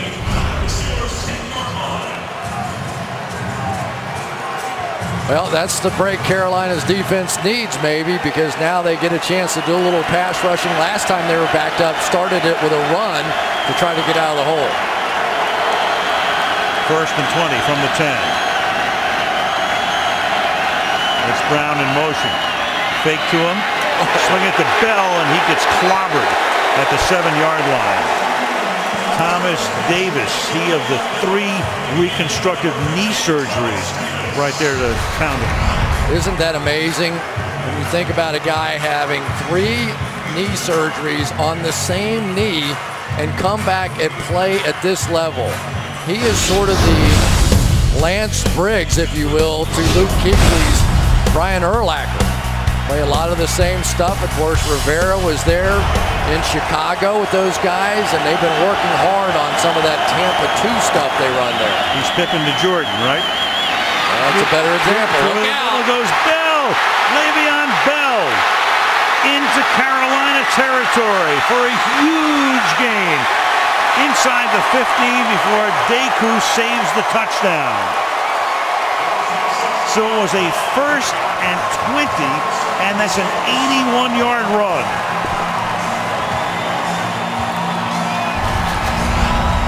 Watch these two guys right here with the double team block, driving them straight back in. Kuechly ends up on the wrong side of that double team, and when you get that kind of push off a double team block, the linebacker has to pick one side or the other. Le'Veon Bell with that patience read it perfectly and off to the races. Great double team block right there by David DeCastro and Marcus Gilbert. So now at the 11, they give it to Blunt. And he works his way to the 7-yard line. So the second time now, this great Carolina Panthers defense has had the Steelers backed up in long yardage situations, and they let them off the hook both times. That time with a masterful double team block and a big run by Le'Veon Bell. So Bell had one 100-yard game last season, missed the first 3 games last year with a foot injury. But he is their ace back, and they hope he'll be that man for the next several years. Blunt still in there on 2nd down and 7. Quick toss, Brown. And Antonio will take the ball to the 1-yard line. They can, as you can see, get a 1st down without a touchdown, and he may just have done that. This is a better job right here by Antonio Brown. Remember earlier I said he should have put that shoulder down? Watch this time. Smells that goal line.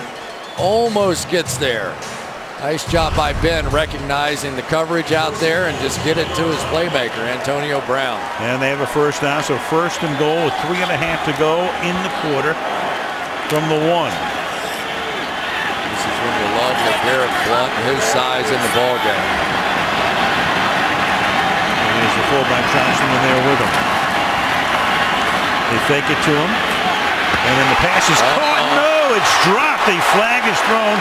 Michael Palmer, who'd be the number 3 tight end, had it right there. And worse, he's going to end up with an offensive pass interference. So instead of just jamming it in from the 1-yard line. Pass interference. Offense. Now you're backed number 82, up. 10-yard penalty. Replay 1st down. He pushed off. Tomlin can only shake his head.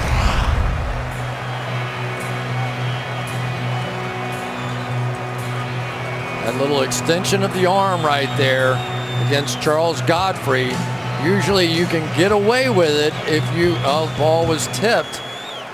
But usually you can get away with that if you just push with an elbow, you extend the hand, you're going to get it called. So 1st and goal from the 1 becomes 1st and goal from the 11.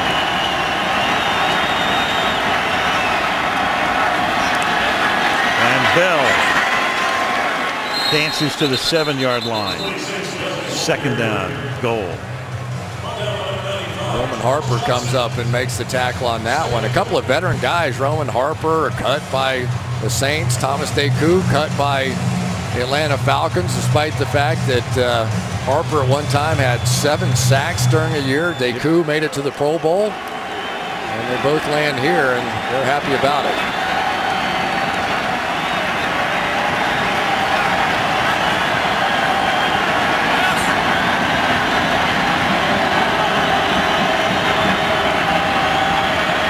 Roethlisberger throws, touchdown. Boy, I tell you what, you lead with that much time, Antonio Brown is going to get free, but there's a flag down at the 1-yard line in the middle of the field at the 1. Holding. Defense, number 59. The penalty is declined. Result of the play, touchdown. That is Kuechly. 10 catches, 2 touchdowns for Brown. Let's just watch the big guys up here. This has been a masterful performance so far. Marcus Gilbert, the right tackle, who has been under fire this week. He's had a pretty rough go of it for 2 weeks, but it is the protection alone that made this play. Antonio Brown had all day to work across, and Ben Roethlisberger is getting it done. And swings him for the point after. So both of Brown's touchdowns have been 7-yard receptions, and the Steelers lead it 23-6. This week, Jimmy Fallon welcoming some top-level guests, including Kenny Chesney on The Tonight Show, starring Jimmy Fallon this week, right here on NBC. Bank of America Stadium, hard by downtown Charlotte. But right now pretty quiet because the Steelers have taken command. Carolina will start its next drive from the 20-yard line. Been talking all night about this matchup. Le'Veon Bell, Luke Kuechly. Anytime you can get up on the second level. Here's Marquise Pouncey getting it done. Le'Veon Bell allowing it to happen, and then the big double team. Kuechly has no choice. He has to pick a side. Le'Veon Bell sets up the blocks and executes. And then after losing a little weight, he has enough speed to nearly take that one the distance. That's the longest run by a Pittsburgh Steeler in 44 years. From the 20-yard line. Newton throwing. It's Olsen making the catch. Gain of 13. Back to Bell, and here's your quiz. Well, there it is. There's the answer for you at the bottom. Frenchie Fuqua, longest Steelers run in 1970, and it held up 85 yards. Longest run since then. Yeah, I was going to say Frenchie. Oh, sure you were. Right.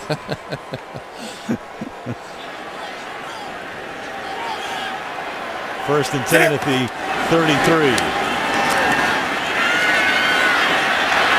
And Newton gets away, throws, caught by the rookie Benjamin to the 50-yard line.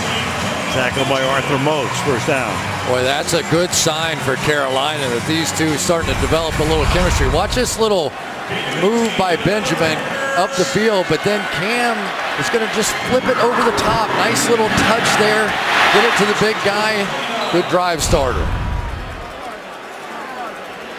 A little over a minute to play in the third quarter.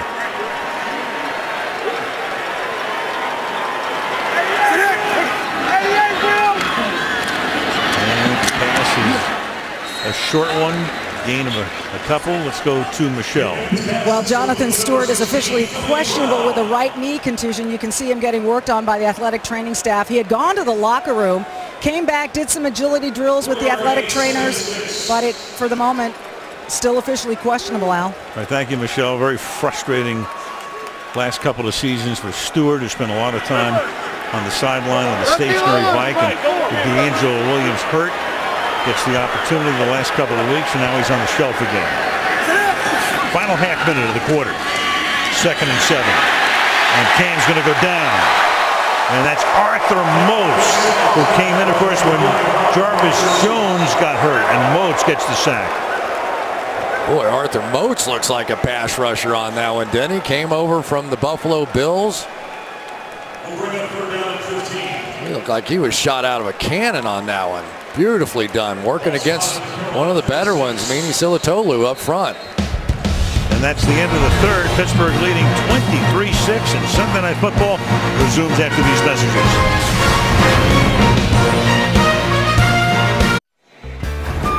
Tonight's aerial coverage is being brought to you by Geico. Looking at downtown Charlotte, Al Michaels, Chris Collinsworth, Michelle DeFoya. Sunday Night Football. Wrapping up the third week of the season with Pittsburgh trying to go to 2-1. Carolina trying to avoid its first loss, but a big hill to climb here. And they start with a 3rd and 15 from their own 46-yard line.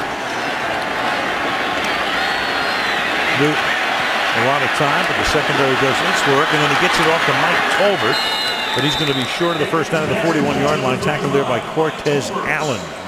Riverboat Ron may decide. Yeah, I think it's time here. 3-possession game. Why not? Let's go back to the sack here. In case you were wondering, there are no horse collar fouls when the quarterback is in the pocket. Just wanted to make sure you had seen that in case you had a question. 4th and 2. You almost have to go for it. Early in the 4th, it is a 3-possession game. The ball is on the plus side of the 50 at the 42-yard line. And Newton tries to convert, and he is able to because the catch is made by Benjamin. Forward progress, that's in the first down. Stopped there by Allen. More and more and more you're starting to see in the biggest of situations, it is the rookie, Kelvin Benjamin, who is getting the football. I just think Cam Newton has a lot of trust in that big body to get rebound position and be able to fight off the defenders. 7 catches for him, 7 for the other rookie, Philly Brown.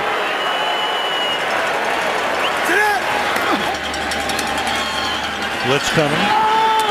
Gets it away, caught by Olsen down the sideline. He goes into the end zone.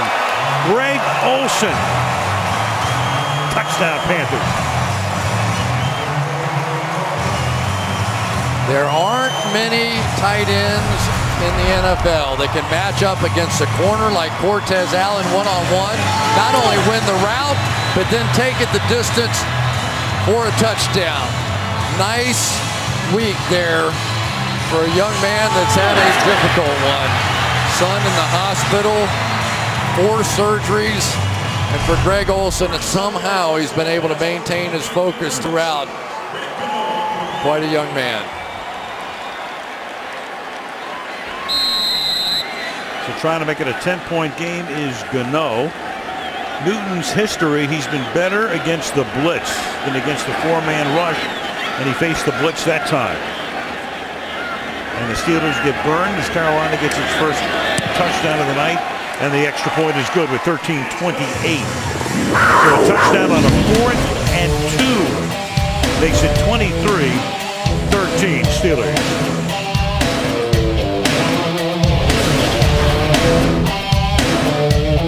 Sunday Night Football brought to you by Cadillac, by Universal Pictures Dracula Untold in theaters and IMAX October 10th, by National Car Rental, go national, go like a pro, and by T-Mobile. One of the displays at the Charlotte Motor Speedway.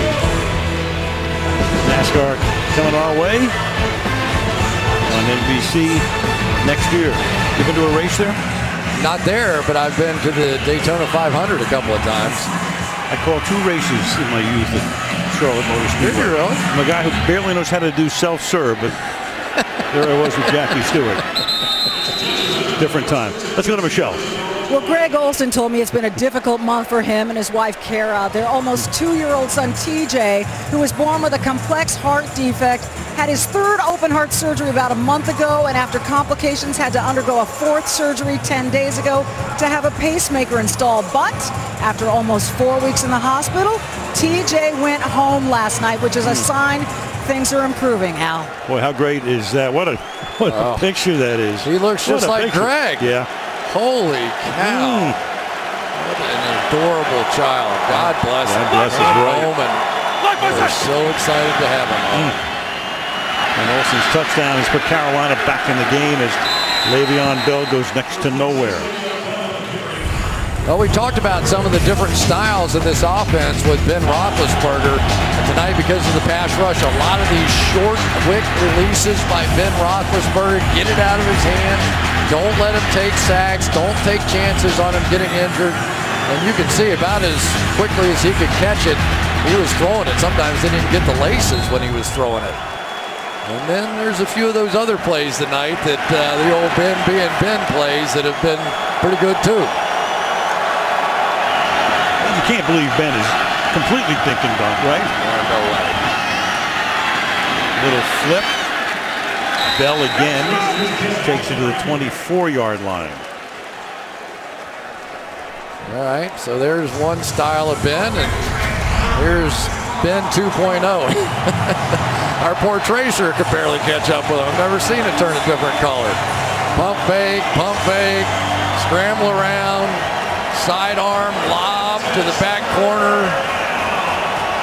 As soon as he sees Antoine Cason come up, over the top, perfectly done.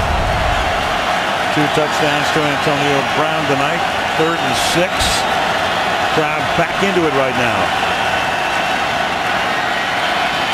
And Roethlisberger throws, and that's caught, but it's not going to be a first down. Shy of the first down and getting bounced around. The bumper car is weak. Stopped by Ben Wickery. I guarantee you, Ron Rivera is screaming, "Get away! Do not give up another cheap penalty for a first down here, guys." Well, that's about the perfect scenario right now. Exactly what Carolina needed. A 3-possession game. They go for it on 4th and 2, get a touchdown. Follow that up with a 3 and out for Pittsburgh.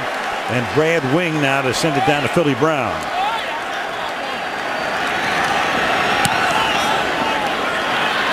Good deep kick. 58 yards dropped by Philly Brown. Then he loses it again. And it's loose in the end zone, and the Steelers are there, and the Steelers are going to wind up with a touchdown. Shamarko Thomas was able to create the fumble, and the ball winds up in the end zone, and the Carolina Panthers can't believe it. Robert Golden is going to wind up with the football in the end zone. Shamarko Thomas, one of the exciting young players, not very big, comes up with a huge play there, and then I think it was Robert Golden who was actually knocked down, who had to get up and eventually recover it. But boy, Philly Brown, what a double mistake that was. Right when it seemed like the momentum had finally turned, getting the ball back, and what a mess. Boy, the Carolina Panthers, a team that usually recovered in the end zone by a kicking team for a touchdown. See, the key is if it had been muffed, you can't return those. But when he picked it up, he's a ball carrier at that point, and then it's a fumble. Absolutely. 59-yard punt. So it was a great punt by Wing. And then a killer with 11 minutes to go. Carolina Panthers have simply self-destructed tonight with penalties and plays like that. And that was a monster. That play, you had Le'Veon Bell's 81-yard run after they had them backed up deep. And right now Pittsburgh very much in command again, 30-13.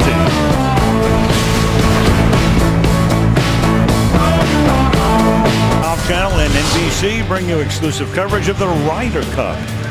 U.S. taking on Europe. If you love golf, very few things like the Ryder Cup, and you'll see all of the action on NBCSN and NBC beginning Friday. There's Ike Taylor. Arm in a cast. We saw what happened to him.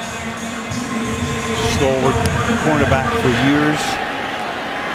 And we hope not done for the year, but it does not look very good. Philly Brown downing this one in the end zone with 11 minutes to go.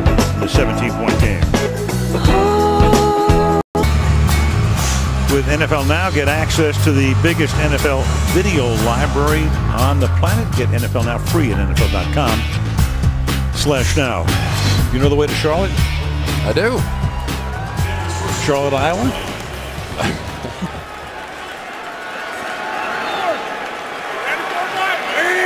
Lots of Charlottes.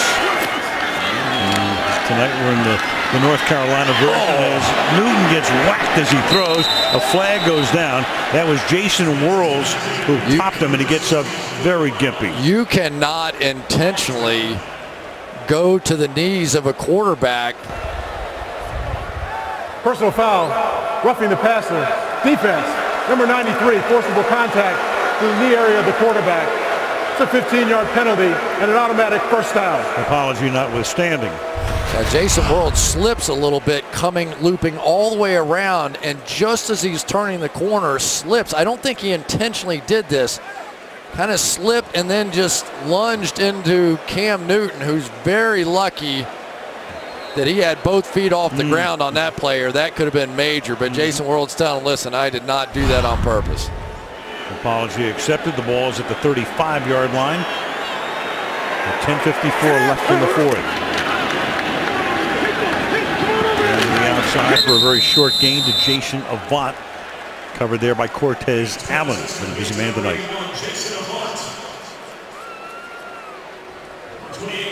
Joey Porter there sending in the signals, the longtime linebacker for Pittsburgh. A lot of fun to watch him play. Got into coaching, was at Colorado State, and Tomlin brings him in to help with the linebackers. Yeah, a lot of young players over there, inside and outside on this team. Pass is too high, intended for Philly Brown. That'll make it 3rd down and 6. And Cam keeps hopping around on that ankle. He is clearly uncomfortable. Trying to hang in there because, well, Derek Anderson already won one game for him earlier this season, so I guess it's a possibility, but I don't think he even got hit or maybe stepped on or something at the end of that play. Came up slightly hurt on the first series of the game. Had to take a timeout back in the first quarter. Talked about the surgery he had in the offseason. So hanging in there on a 3rd down and 6 here. Under pressure, he gets clobbered again, and the pass is incomplete. That time Cameron Hayward bangs him to the turf. Long night for Cam, 4th down. Cameron Hayward's having a night tonight, this time against Trey Turner right here, working against Turner here. And he just does a complete bull rush right over the top of Turner, who's still trying to pick it up, and Joey Porter. Be careful, Joey. These guys are getting bigger. Oh, no. Joey and his dotage. Brown is back underneath the punt, but he's going to let it bounce. And it takes a good bounce for Carolina and is down to the 2-yard line. 10:09 remaining in the fourth. 30-13 Steelers.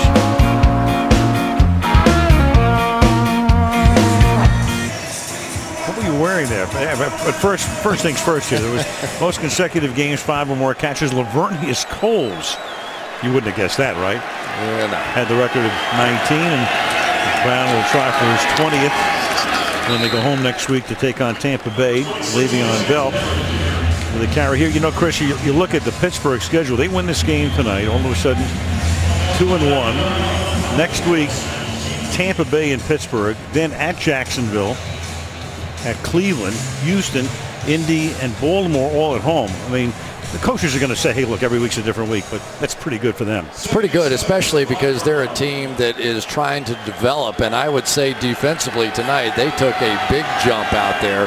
But also, first time really this offensive line has played together as a group, and Le'Veon Bell's still young, so whatever they are right now, by the time they get finished with that little stretch, they're going to be tough to handle. But that division is going to be really tough this year. The Bengals now the only undefeated team in the AFC. Baltimore Ravens with a big comeback and a win in Cleveland, and Cleveland looks really tough this year. Already a win against the New Orleans Saints. Hung in there until the end, so pretty easy for Pittsburgh. Carolina, a whole other thing. They go to Baltimore next week. Chicago then comes here, and then Cincinnati. They go to Green Bay, then Seattle comes in, and New Orleans. Not quite easy pickings. 3rd and 6 from the 6-yard line. As Roethlisberger throws, and it's going to take some more time off the clock as Marcus Wheaton picks up the 1st down. Melvin White makes the tackle, and we have 8.5 to play. I'll tell you, I'm just so impressed with Todd Haley in that situation. You've got a huge lead, back up. About the only way you can lose this game is to throw a pick six. And if you're going to throw a pick six, that's the kind of pass that you throw it on. And they just don't care. Ben's hot tonight. Just let him rip it. Ben says, I've been to this rodeo before. Yeah. knows. And this little package has been a good one, too. This two tight end, extra fullback package with LeGarrette Blount, and I just put the kiss of death on that. Yeah, one gets blunted right there for a loss of 1 to the 11-yard line. Luke Kuechly making the stop. Well, when Luke Kuechly sees something, he's going to go get it.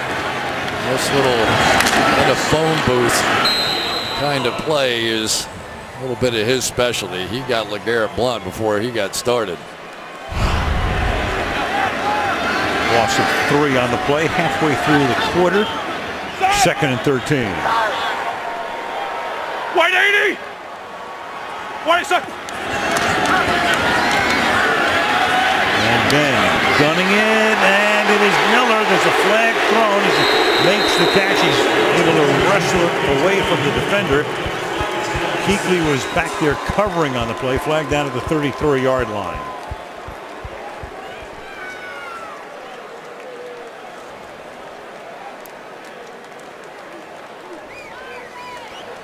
Before the pass was thrown, illegal contact. Defense, number 23. That penalty is declined. Result of the play, first down. Result of the play is a 30-yard game penalty on White. I don't think Kuechly could believe he didn't have an interception on this play. He was perfectly situated, undercut the throw, but it was just so good by Ben Roethlisberger. He got it in there anyway. Here he's going to undercut this thing in great position, and that ball is thrown just slightly behind. He might end up with a pick six himself on that one. White 80! White second! And back to the ground and back to chewing up the clock. And Blount will pick up the first down and a lot more. LeGarrette Blount out of bounds inside the 10-yard line. Another huge run for the Steelers. We had the 81-yarder by Bell, and this one is good for 51 yards. Yeah, Heath Miller in the backfield in this two tight end extra fullback set here. Stayed on this block just long enough. See if we can see him coming over right in here. Stayed on it, and LeGarrette Blount, like Mariano Rivera, one of the great closers. This is a guy, when you come in the fourth quarter with him, good luck. Injury timeout. So the Pittsburgh Steelers, 127 yards on the ground in their opener, then 99 against Baltimore, but they trailed early and lost that game 10 days ago. And then tonight, 215 yards. Of course, when you have an 81-yard run and a 50-yard run, you will average about 8.3 per carry. This is by far the best this offensive line has played together as well. Well, Thomas Davis was the injured Panther. He's back on the sideline right now, the linebacker. It's 1st and goal. And the handoff. Le'Veon Bell to the 8-yard line. Tail end of that run by LeGarrette Blount. Thomas Davis right there. Going to grab the back of that hamstring, and that is not a good sign. There aren't many things that have gone right tonight for the Carolina Panthers. Mike Munchak coming over to coach the offensive line. Not long ago, the head coach of the Tennessee Titans. So you got Haley was the head coach in Kansas City. LeVeau was the head coach in Cincinnati. Tomlin and Munchak, 4 guys with head coaching experience on the staff. Blount is back in there. Big hole, and LeGarrette Blount will not be taken down. Touchdown. Will Johnson, the fullback, providing the escort. Oh, man, did they find a grouping here. This has been dynamic all night long, this big package. Watch right there. Will Johnson's going to come around and make the final block. And then LeGarrette Blount. Jeez. Takes Thomas Deku right in the end zone with him. Good luck. Remember that stretch he had in the playoffs? I think it was against Indianapolis, a huge game. And 4 touchdowns. Yeah. Week before, just about as good. Squeezing for the point after. 5:38 left in the 4th. And the Pittsburgh Steelers will have a fun ride home. Only about an hour flight back to Pittsburgh, up 37-13. Now you have to remember that this is one of the best defenses, finished number 2 overall a season ago, only to Seattle, and it has been power football. Pittsburgh Steeler power football tonight that has just dominated. I thought this group, the offensive line, remember Marquise Pouncey and David DeCastro both sort of were injured for a full year each, but never really played together. Marcus Gilbert came in, a lot of questions about him tonight in his pass protection. Had a big-time problem with Elvis Dumerville in that last game. Cody Wallace stepping in for an injured Ramon Foster. Kelvin Beachum out there at left tackle. But this is a group tonight that has dominated the football game against one of the best defensive front sevens that there is. And that happy group on the bench right there with Pouncey in the middle. And the Pittsburgh Steelers had that 8.5-quarter drought, which ended with an exclamation point tonight. This is the way they looked against the Cleveland Browns in the first half of the opener.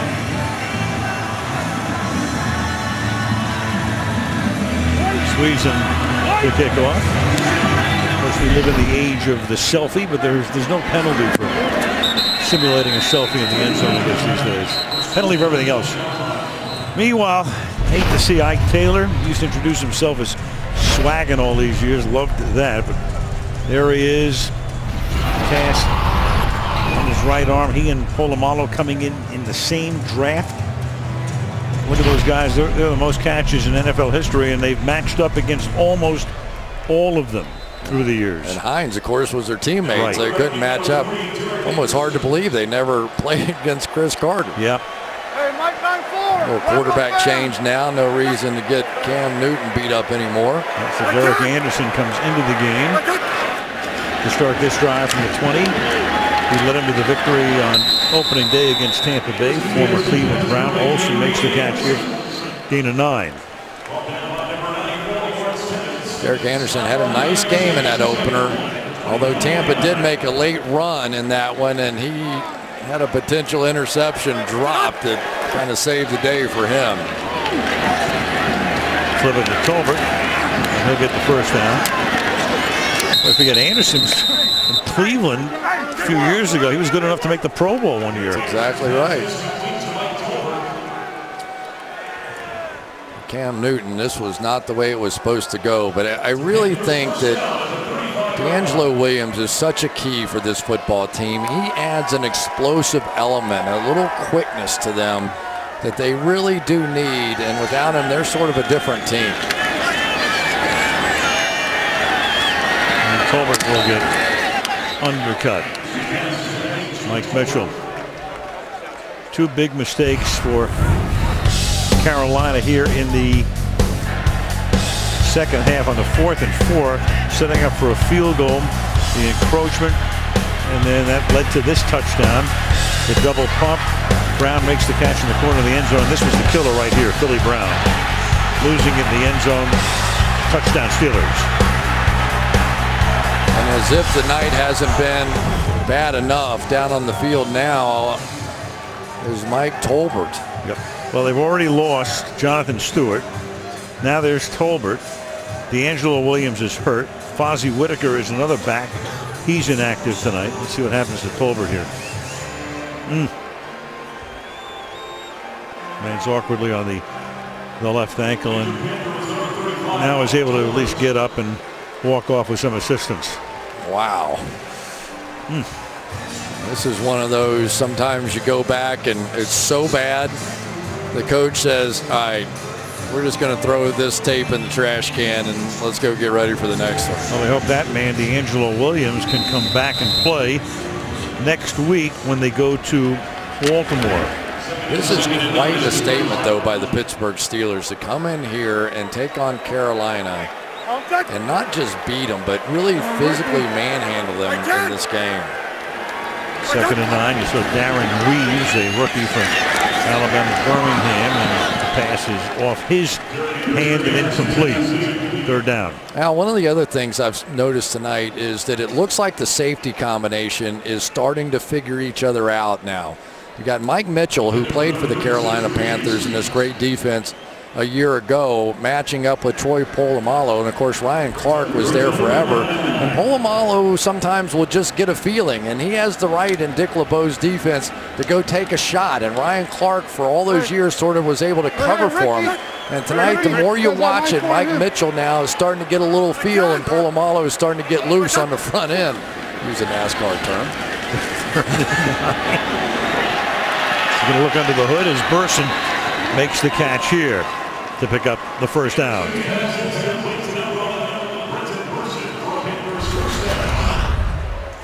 There we go, right there. There's Burson. And Burson is a guy that went to Wofford College, and as did the owner of the Carolina Panthers, Jerry Richardson. Both were receivers there.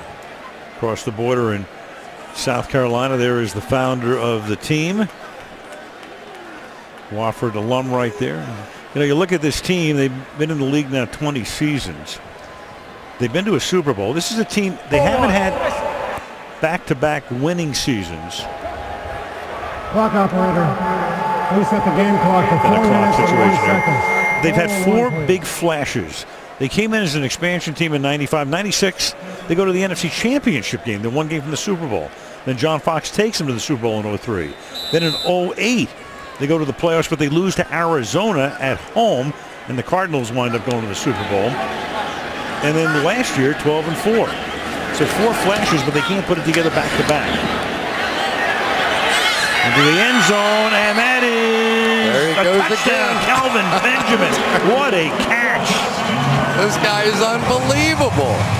I mean, he just makes catches like this. The impossible catches he never drops. Look at this play by Kelvin Benjamin. Just right over the top, and really Blake was right there, had his head turned around, but beautiful throw that time by Derek Anderson. Put a lot of air under that throw.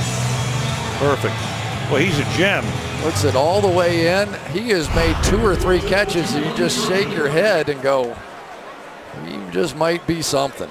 Also had an 8-inch advantage over Blake, so they've been throwing to him 11 times tonight, and that's 8 catches. Kind of like Alshon Jeffrey, Brandon Marshall of Chicago, right? Those big bodies. They'll go for 2 to try to make it a 2-possession game and make it a 16-point game. Let's see if Anderson can pull this off. And you have an onside kick, and well, not going to matter now because Benjamin has it knocked away from him by William Gay. So that keeps it a 3-possession game at 37-19. Nice job by William Gay, just stripping this ball out. This is the kind of catch Benjamin's been making all night. And Gay just went really strong through his arms and ripped it out of there.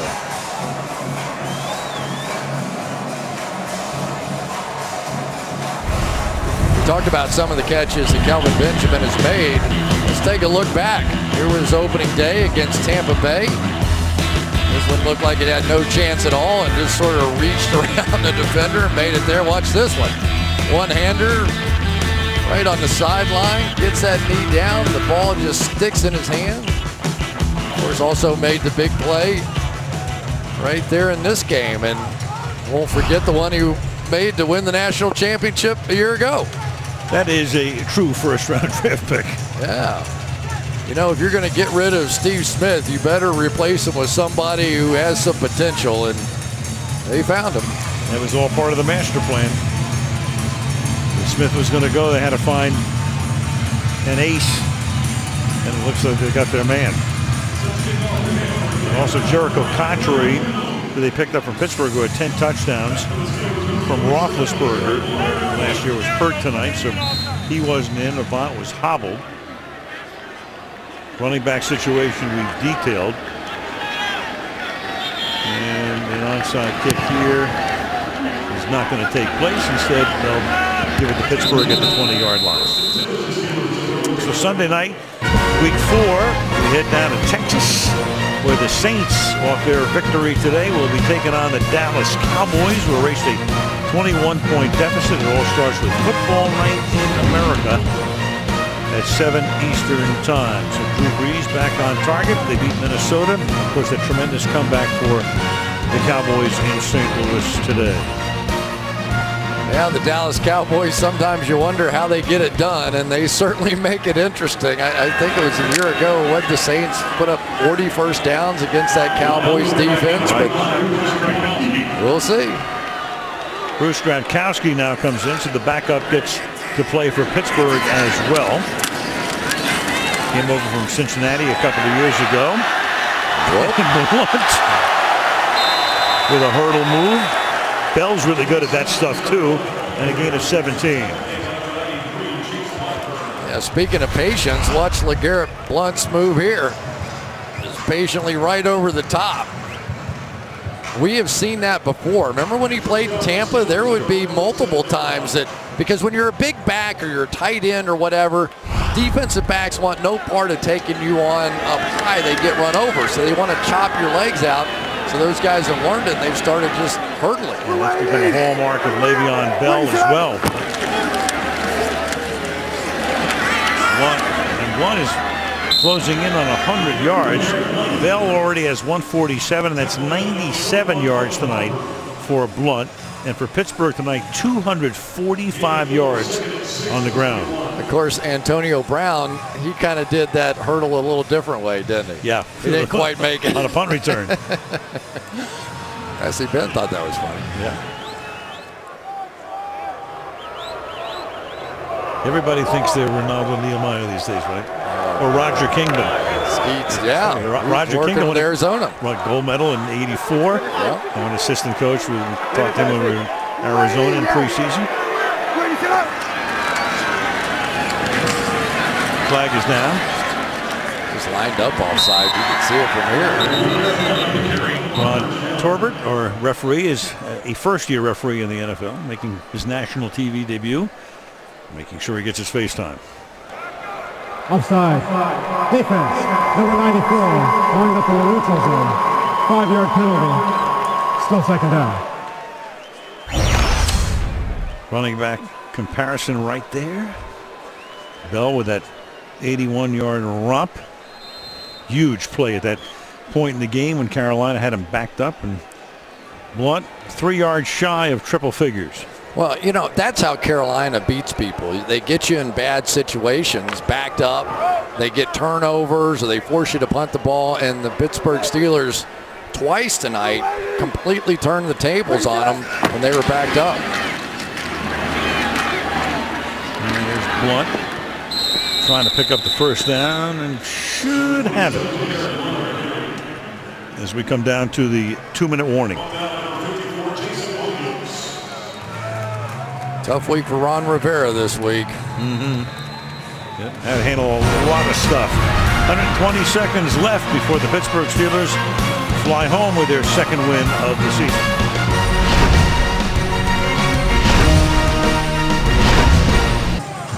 Right after the game, the Volkswagen post-game report. Michelle on the field. She'll have the stars of the game. Bob, Tony, and Mike break it down, look at other news around the NFL, and a peek ahead to next Sunday night's matchup in Arlington, Texas, between the Saints and the Dallas Cowboys.